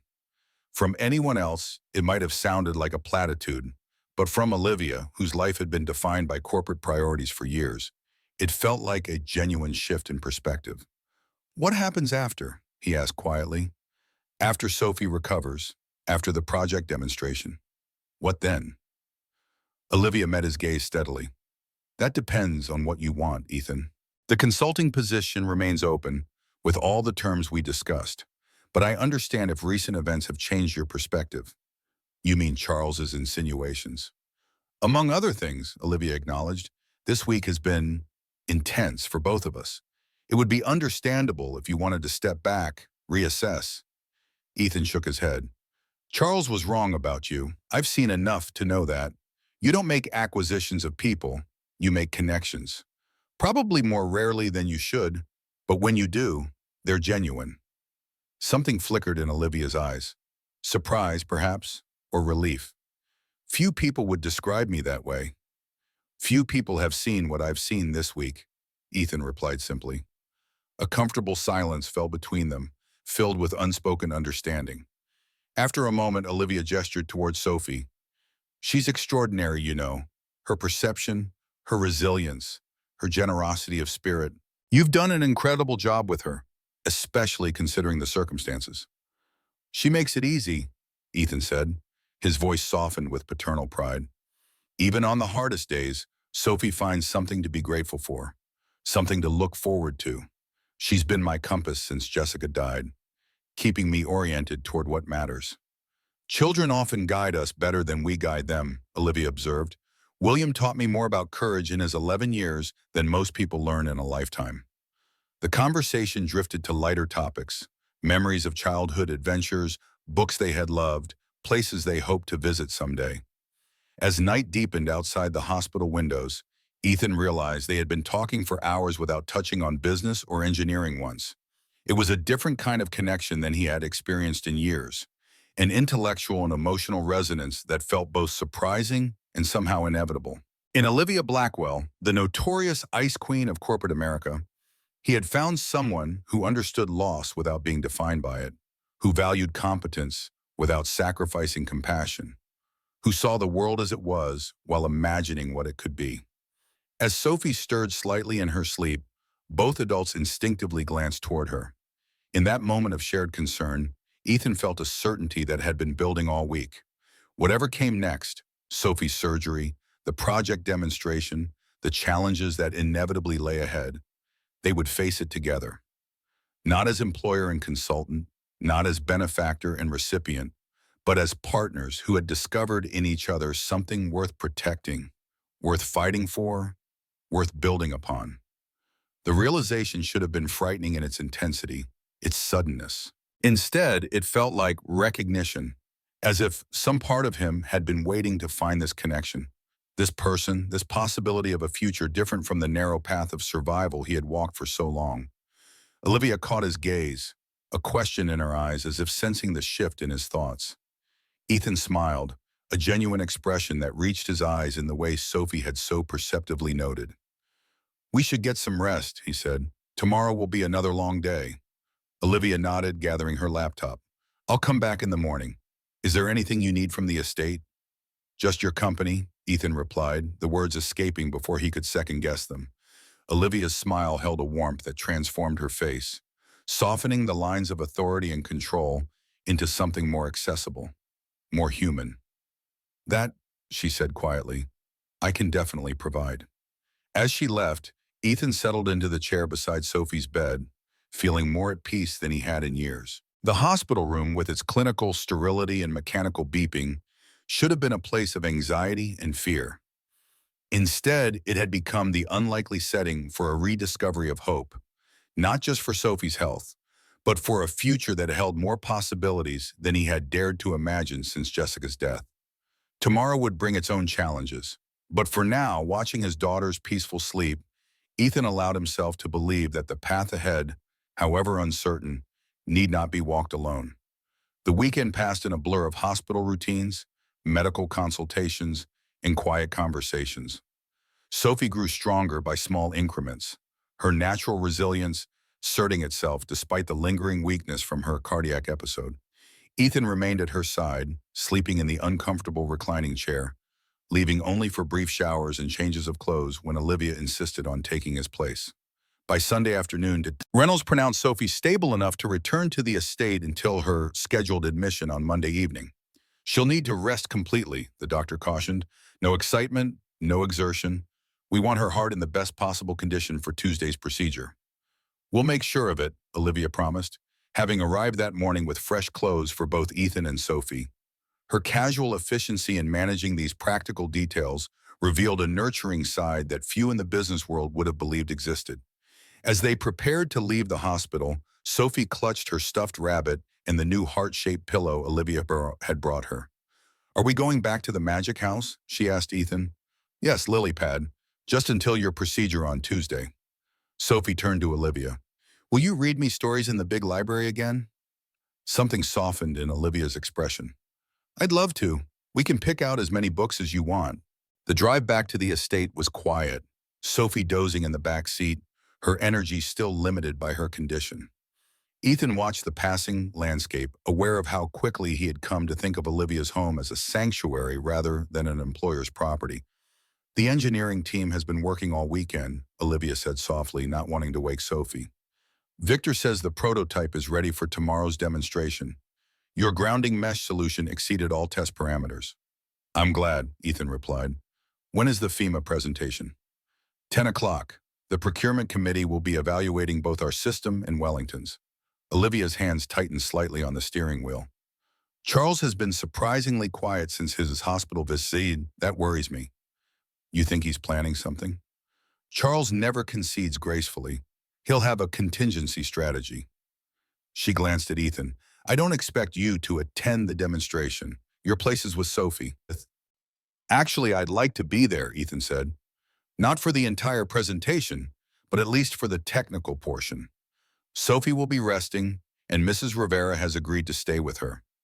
This project matters, not just professionally, but for what it represents. Olivia nodded, understanding the deeper meaning behind his words. The emergency response system had become more than a business venture for both of them. It was a mission, a way to prevent others from experiencing the helplessness they had both known in the face of medical crises. At the estate, Sophie settled into the guest house with remarkable contentment, surrounded by books from Olivia's library and the comforting presence of Mrs. Rivera. Ethan used the opportunity to review the prototype specifications one final time, making minor adjustments to ensure the system would perform flawlessly during the demonstration. That evening, Olivia joined them for a quiet dinner in the guest house, the three of them forming a picture of domestic tranquility that would have seemed impossible just 2 weeks earlier. As Sophie drifted towards sleep, she made an unexpected request. "Can both of you tuck me in tonight?" Ethan and Olivia exchanged glances, a silent communication passing between them. "Of course, Lilypad," Ethan said. Together they went through Sophie's bedtime routine, medication measured carefully, blankets arranged just so, Mr. Whiskers positioned perfectly under her arm. When Sophie was settled, she looked up at them with serious eyes. "I had a dream in the hospital," she said, "about my heart helper. In my dream, it made a little bridge inside me, connecting all the broken parts." "That's a beautiful way to think about it," Olivia said softly. "The doctor said it would help my heart talk to itself better," Sophie continued. "Like when you help Daddy talk to his feelings better." Ethan felt heat rise in his face, but Olivia merely smiled. "Your daddy helps me talk to my feelings too, Sophie. Sometimes grown-ups forget how." "That's why you need each other," Sophie said with the absolute certainty of childhood. "Like my heart needs its helper." As they left Sophie's room, Ethan found himself at a loss for words, moved by his daughter's simple wisdom. Olivia seemed similarly affected, her usual composure momentarily set aside. "She sees right through us, doesn't she?" Olivia said quietly as they moved to the living room. "She always has," Ethan replied. Even as a toddler, Sophie could read emotions better than most adults. They settled on the sofa, the evening stretching before them. Tomorrow would bring the crucial demonstration, followed by Sophie's hospital admission and Tuesday's procedure. The confluence of personal and professional milestones created a strange atmosphere of suspended time, as if they stood at the threshold of something momentous. "Are you nervous?" "About tomorrow?" Ethan asked. "About the demonstration?" "No, the system works. Your modifications have made it exceptional." Olivia paused, then added more softly, "About everything else? Yes." "Me too," Ethan admitted, "but not in the way I expected. There's fear, of course, about Sophie's procedure, about what comes after, but there's also anticipation, hope." Olivia met his gaze directly. "I haven't allowed myself much hope in recent years. It seemed like an unnecessary risk. And now?" "Now," she said thoughtfully, "it feels like the greater risk would be not to hope, not to acknowledge what's happening here." The moment stretched between them, charged with unspoken feelings. Before either could bridge the gap, Olivia's phone chimed with an incoming message. She checked it, her expression shifting to professional concern. "It's Howard," she said. "He wants to meet tonight. Says it's urgent, related to security concerns." Ethan frowned. "The information leak?" "Possibly. He's asking to meet at the main house in 30 minutes. Olivia stood, decision made. I should hear what he has to say. "I'll come with you," Ethan said. "Sophie's asleep, and Mrs. Rivera is in the next room. We won't be far." Together they walked to the main house, the night air cool and fragrant with late summer blossoms. Stars speckled the clear sky, offering a momentary reminder of the vastness beyond their immediate concerns. Howard was waiting in Olivia's office, his usual calm demeanor replaced by obvious agitation. He rose as they entered, hands clasped tightly before him. "Thank you for meeting me, Miss Blackwell." "Mr. Reed." He nodded to each of them. "I believe I've identified the source of the information leak." Olivia's posture straightened, the CEO fully present now. "Go on."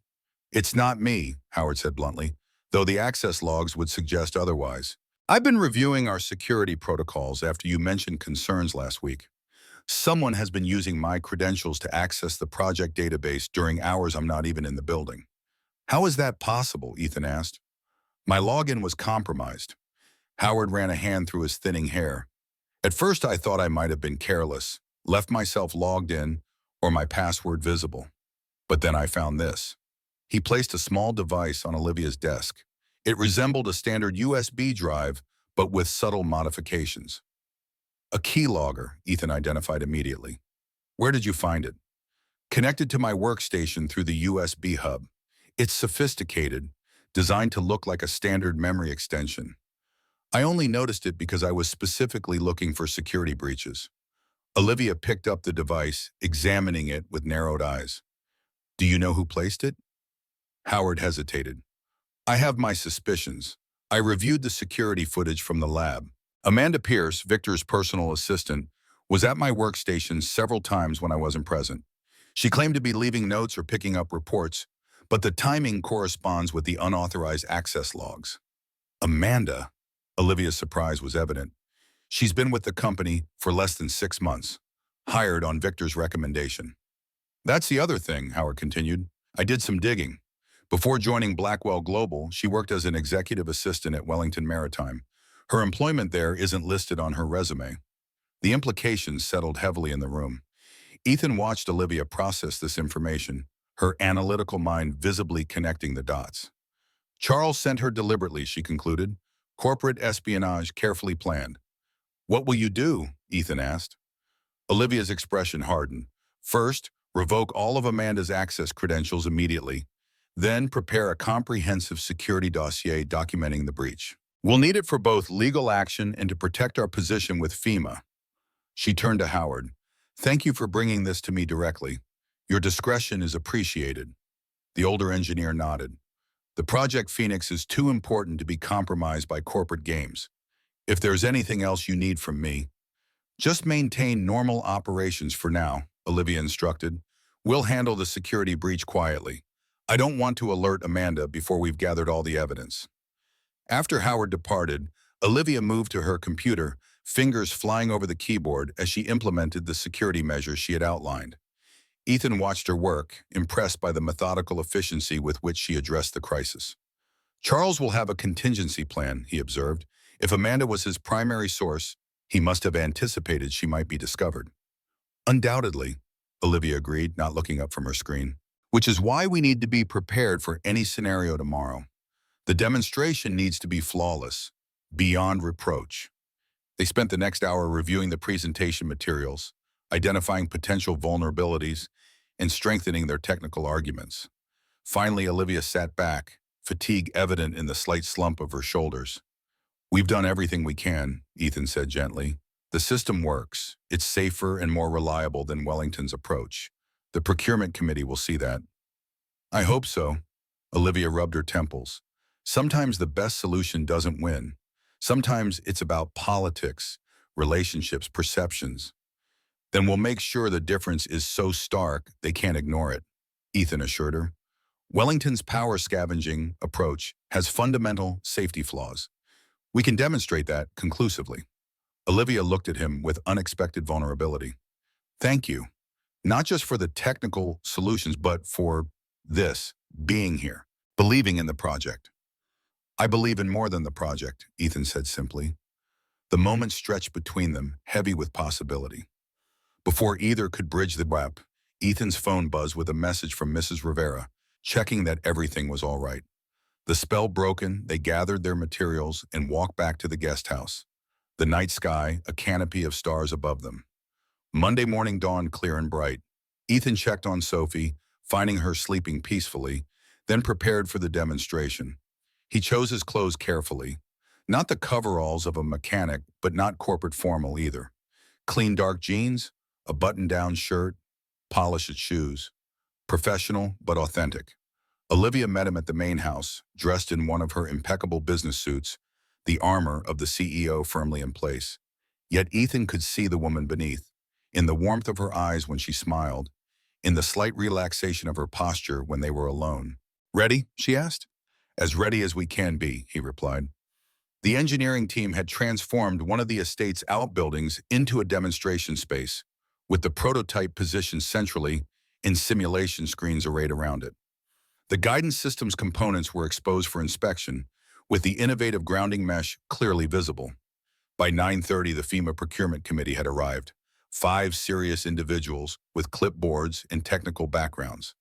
Olivia greeted them with professional courtesy, introducing Ethan as their lead engineering consultant and Victor as the project director. At precisely 10 o'clock, another group arrived, Charles Wellington and his team, including a nervous-looking Amanda Pierce, who blanched visibly upon seeing Howard among the Blackwell staff. Charles, Olivia acknowledged coolly, I wasn't aware you'd be observing our demonstration. The procurement committee kindly extended an invitation, Charles replied smoothly. In the interest of comparative evaluation, we'll be demonstrating our system immediately after yours. The committee chair, a stern woman with decades of emergency management experience, stepped forward. Both proposals show promise. We want to see them in direct comparison under simulated disaster conditions. Ms. Blackwell, please proceed. Olivia nodded to Victor, who began the formal presentation. Ethan watched Charles carefully, noting the confident smile that suggested he still believed he held the upper hand. Amanda remained near the back of the room, her eyes darting nervously between Howard and her current employer. The demonstration proceeded flawlessly.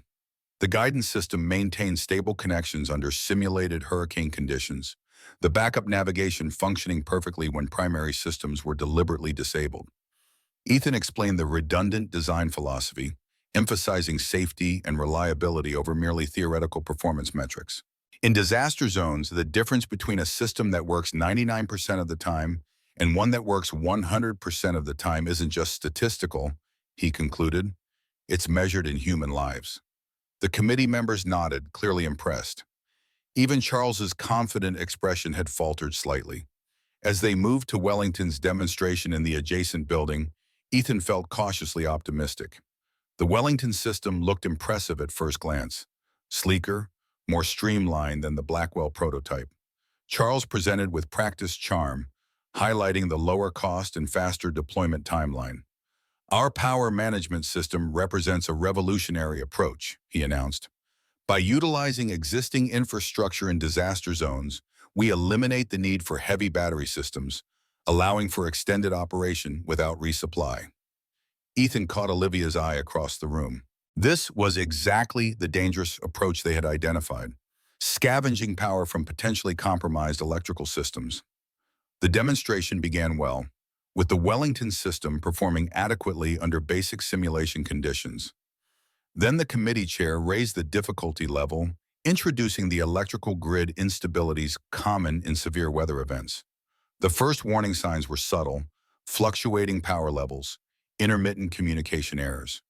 Charles's engineer adjusted parameters, trying to compensate. Then, as the simulation reached hurricane-force conditions, alarms blared. The power management system had created a feedback loop, drawing unsafe levels of current from the simulated infrastructure. In a real-world scenario, it would have endangered anyone near the compromised electrical systems. The simulation ended with a stark message: critical safety failure.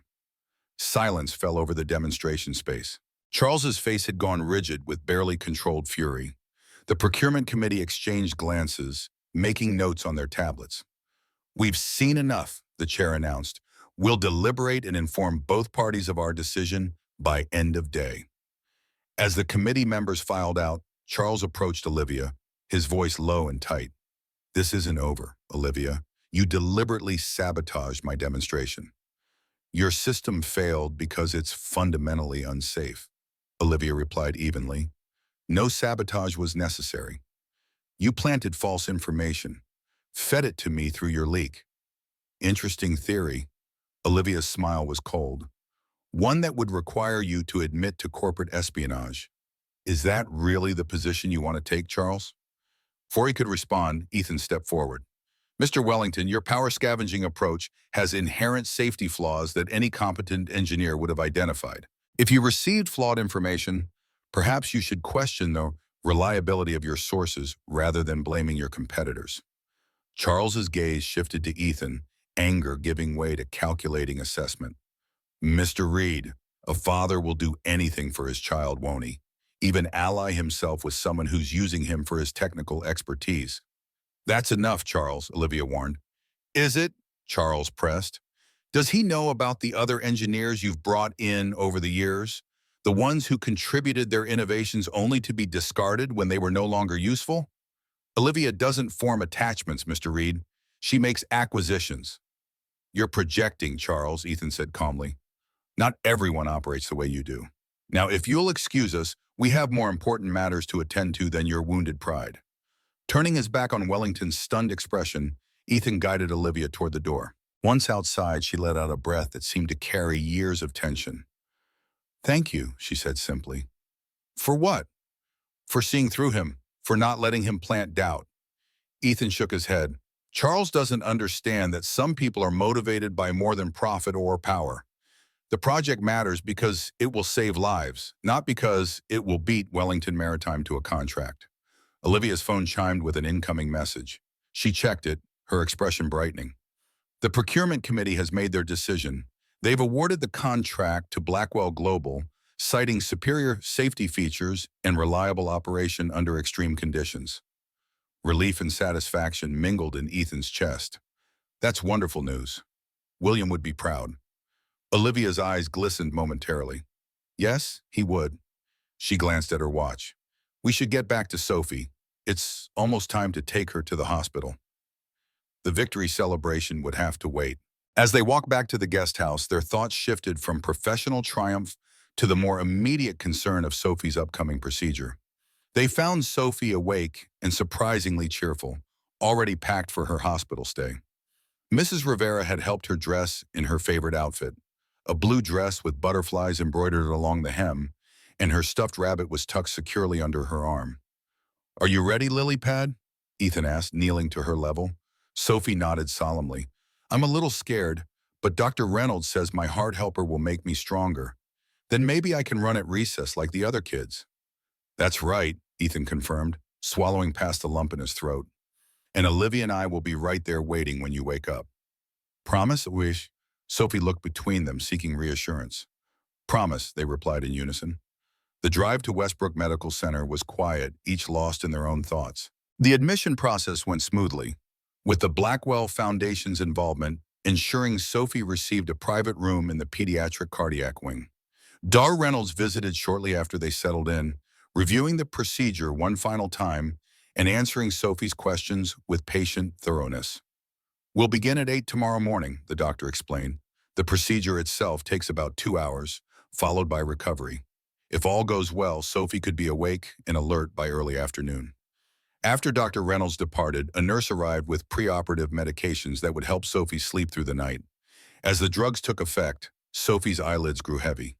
Daddy, she murmured sleepily, will you and Ms. Olivia tell me a story? A happy one? Ethan looked at Olivia, who nodded and moved closer to the bed. Together, they created a tale about a brave little bird with a special helper in its heart that allowed it to fly higher and faster than ever before. By the time they finished, Sophie was sound asleep, her breathing deep and even. The night passed slowly, neither Ethan nor Olivia willing to leave Sophie's side. They talked quietly, sharing memories and hopes, the barriers between them dissolving further with each passing hour. By dawn, they had reached a new understanding, not explicitly stated but deeply felt, a recognition of what they had become to each other in such a short time. At 7:30, the preoperative team arrived. The moment Ethan had dreaded was at hand. He leaned down to kiss Sophie's forehead, whispering words of love and encouragement, though she remained sedated. We'll see you soon, Lily Pad. Be brave. Daddy loves you. Olivia touched Sophie's hand gently. We'll be waiting, sweetheart. Your heart helper is going to do wonderful things. As they wheeled Sophie toward the operating room, Ethan felt Olivia's hand slip into his, warm and steadying. Together, they walked to the surgical waiting area, prepared for the longest 2 hours of their lives. The waiting room was designed for comfort, soft lighting, comfortable seating, calming artwork on the walls. None of it registered with Ethan, whose entire being was focused on the operating room where his daughter's heart was being entrusted to technology and skilled hands. Olivia remained beside him, her presence unwavering. Occasionally, she would squeeze his hand or offer quiet reassurance, but mostly she simply stayed, sharing the burden of anxiety through proximity and understanding. 90 minutes into the procedure, Ethan's phone rang, the hospital's main number. Cold fear gripped him as he answered. Mr. Reed, this is the hospital's switchboard. There's an urgent call for Ms. Blackwell regarding a weather emergency affecting your location. Puzzled, Ethan handed the phone to Olivia, who listened intently for a moment before her expression shifted to concern. A severe thunderstorm has developed unexpectedly, she explained after hanging up. The hospital is switching to generator power as a precaution, but they're concerned about the duration. The surgery, understanding dawned. Sophie's procedure requires consistent power. If the generators fail, we need to ensure they don't, Olivia said decisively. The prototype has an emergency power module that could supplement the hospital's generators if needed. It's still at the estate. I'll go, Ethan said immediately. We'll both go, Olivia countered. My car is faster, and you know how to configure the module. We can be back within 40 minutes. The decision made, they hurried to Olivia's Mercedes, racing against the darkening sky. The storm had intensified with surprising speed, wind whipping tree branches and rain beginning to fall in heavy sheets. Olivia drove with focused precision, taking the fastest route to the estate. At the demonstration building, they found the engineering team already preparing the prototype for transportation, alerted by Olivia's calls during the drive. We've isolated the power module, Victor reported. It's ready for reconfiguration. Ethan moved swiftly, adapting the system to serve as a supplementary power source rather than a demonstration unit. His hands worked with practiced efficiency, mind focused entirely on the task. This was no longer about a contract or a project. It was about Sophie, whose life depended on the steady flow of electricity to the operating room. Ready, he announced finally. Let's move. The return journey was harrowing, the storm now at full strength. Roads were partially flooded, visibility reduced to mere yards. Olivia navigated with remarkable skill, finding paths through the chaos with the same determination she brought to every challenge. As they approached the hospital, Ethan's phone rang. Mr. Reynolds calling from the operating room. Mr. Reed, we're continuing with the procedure, but the hospital generators are showing strain. The primary power failed completely 10 minutes ago. We need that backup system as soon as possible. We're 3 minutes out, Ethan assured her. The system will be operational within 5 minutes of arrival. They pulled up to the emergency entrance, where a team was waiting to help transport the equipment. Ethan directed the installation, connecting the power module to the hospital's electrical system, while Olivia coordinated with administration to prioritize the operating rooms. Just as they completed the final connections, the hospital's generators faltered, lights dimming ominously throughout the building. For a heart-stopping moment, Ethan feared they were too late. Then the power module engaged, its innovative design providing stable current exactly where it was needed most. The crisis averted, they returned to the surgical waiting area, tension gradually easing as updates confirmed the procedure was continuing without complications.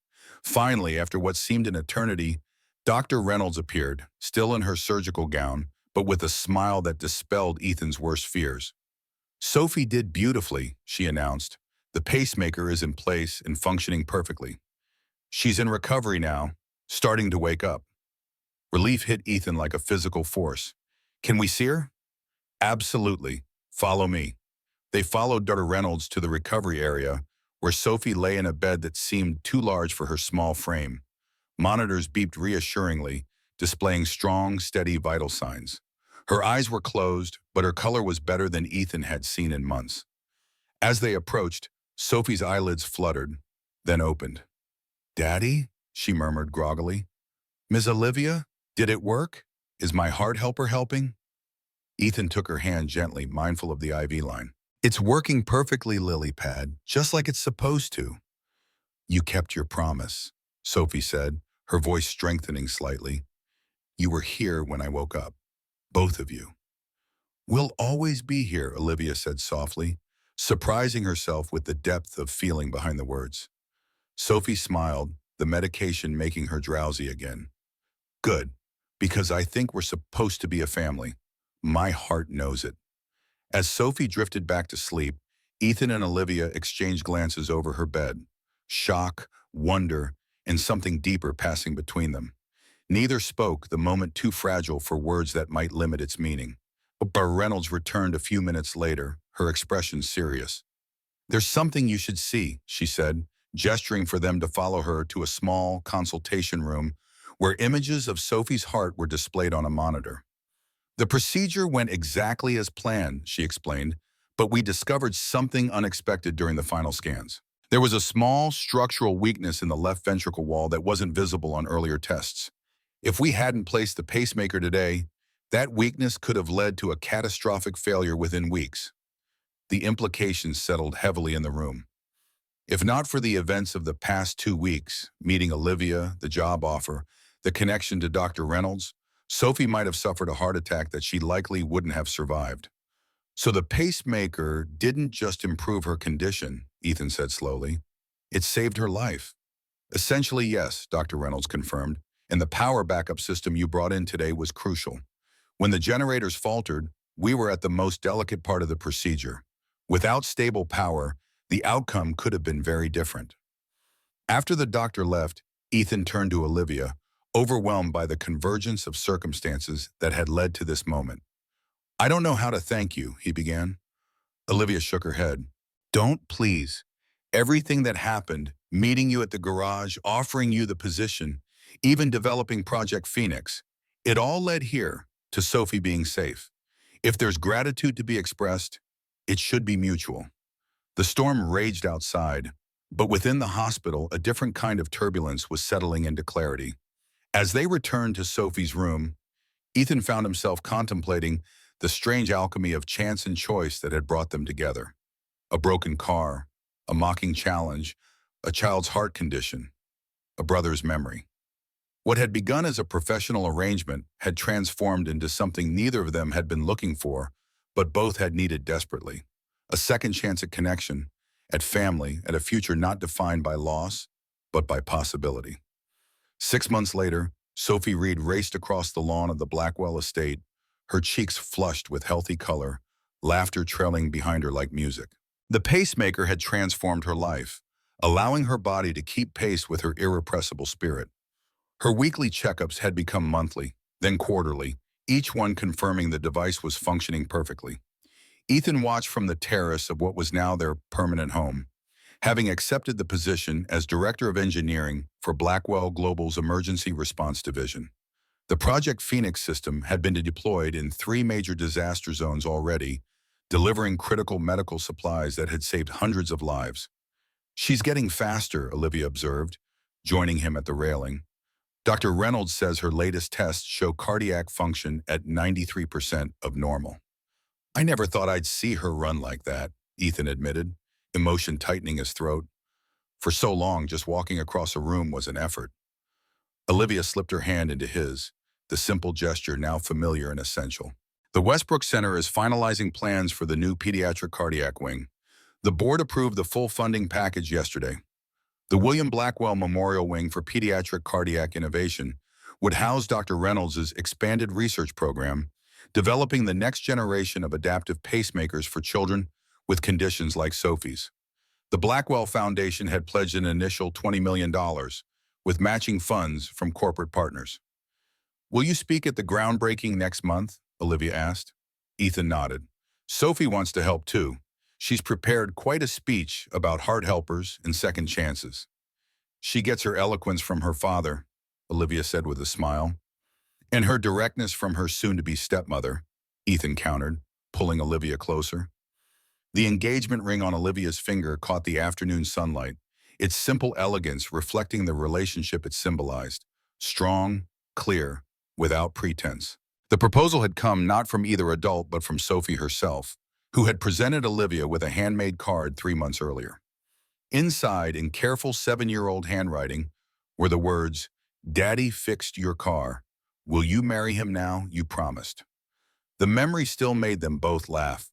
The audacity of a child reminding an adult of the promise made in mockery that had somehow, against all odds, become the truest thing in their lives.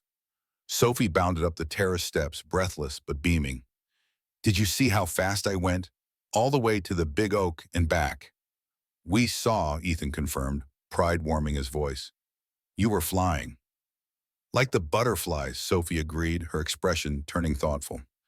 "Daddy, are you nervous about the wedding?" "A little," Ethan admitted, "but good nervous, like waiting for Christmas morning." Sophie nodded sagely. Ms. Olivia is nervous too. I saw her practicing her vows in the library yesterday. Olivia laughed, the sound free and unguarded in a way that would have been impossible a year ago. You weren't supposed to see that, Miss Detective. I'm good at finding hidden things, Sophie said with a shrug. Like how you and Daddy found each other even though you were both hiding your hearts. The observation, delivered with a child's unfiltered honesty, created a moment of stunned silence, followed by shared laughter. Sophie's perception had always been her superpower, seeing connections that adults, with their complications and fears, often missed. As evening approached, they moved inside, the three of them settling in the library that had become the heart of their home. Sophie read aloud from her latest book discovery, her voice strong and clear, no longer limited by the breath her heart could provide. Ethan and Olivia listened, their hands linked, the future stretching before them like an open road. What had begun with a mockery, "Fix this engine and I'll marry you," had evolved into something neither could have anticipated but both now treasured beyond measure. Not a business arrangement, not a convenient solution to practical problems, but a family forged through challenge and choice, through seeing beyond surfaces to the essential truths beneath.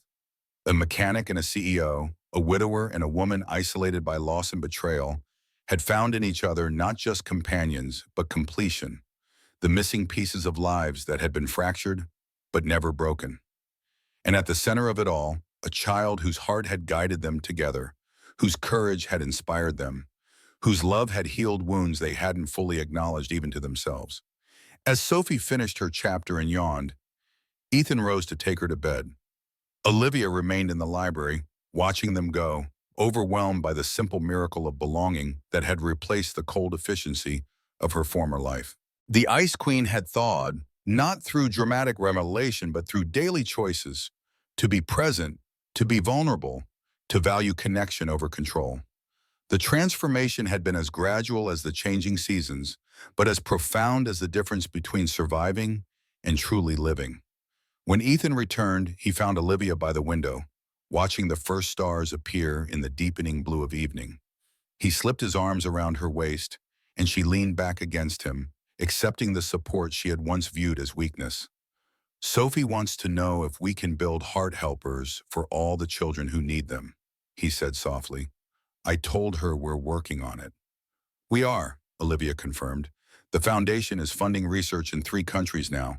Dr. Reynolds thinks we could reduce costs by 30% within 2 years, making the technology accessible to thousands more children. William would be proud, Ethan said. Of all of this, the project, the foundation, the research, and of me, Olivia asked, a rare moment of uncertainty in her voice. Ethan turned her to face him, his hands gentle on her shoulders. Beyond proud. You've taken loss and turned it into purpose, taken isolation and transformed it into connection. There's no greater courage than that. Olivia's eyes glistened in the fading light. I never thought I'd have this. After Charles, after everything, I convinced myself that success was enough, that achievement could fill the spaces where family should be. And now? She smiled, the expression transforming her face with a joy that still surprised her with its intensity. Now I know better. Success means nothing without someone to share it with. Achievement is empty without purpose beyond itself. They stood together as darkness fell, the estate quiet around them, the future unfolding with possibilities neither had dared to imagine when a silver Aston Martin rolled into a garage on a summer morning that now seemed like another lifetime. In Sophie's room, the little girl slept peacefully, her stuffed rabbit tucked under one arm, her heart beating strong and steady, guided by the technology that had given her a second chance. On her bedside table lay a drawing, 3 figures holding hands beneath a sun, with butterflies circling overhead. At the bottom, in careful letters, she had written, "My family, fixed and whole." In the library, as moonlight spilled through the windows, Ethan and Olivia planned tomorrow and next week and the years beyond, no longer afraid of hope, no longer limited by what they had lost. What had begun as a mockery had become a miracle of unexpected connections, of bridges built across differences, of hearts restored not just by technology, but by the courage to risk love again. Sometimes they had discovered the things most deeply broken are the ones most worth fixing. And sometimes the hands that do the fixing are themselves healed in the process.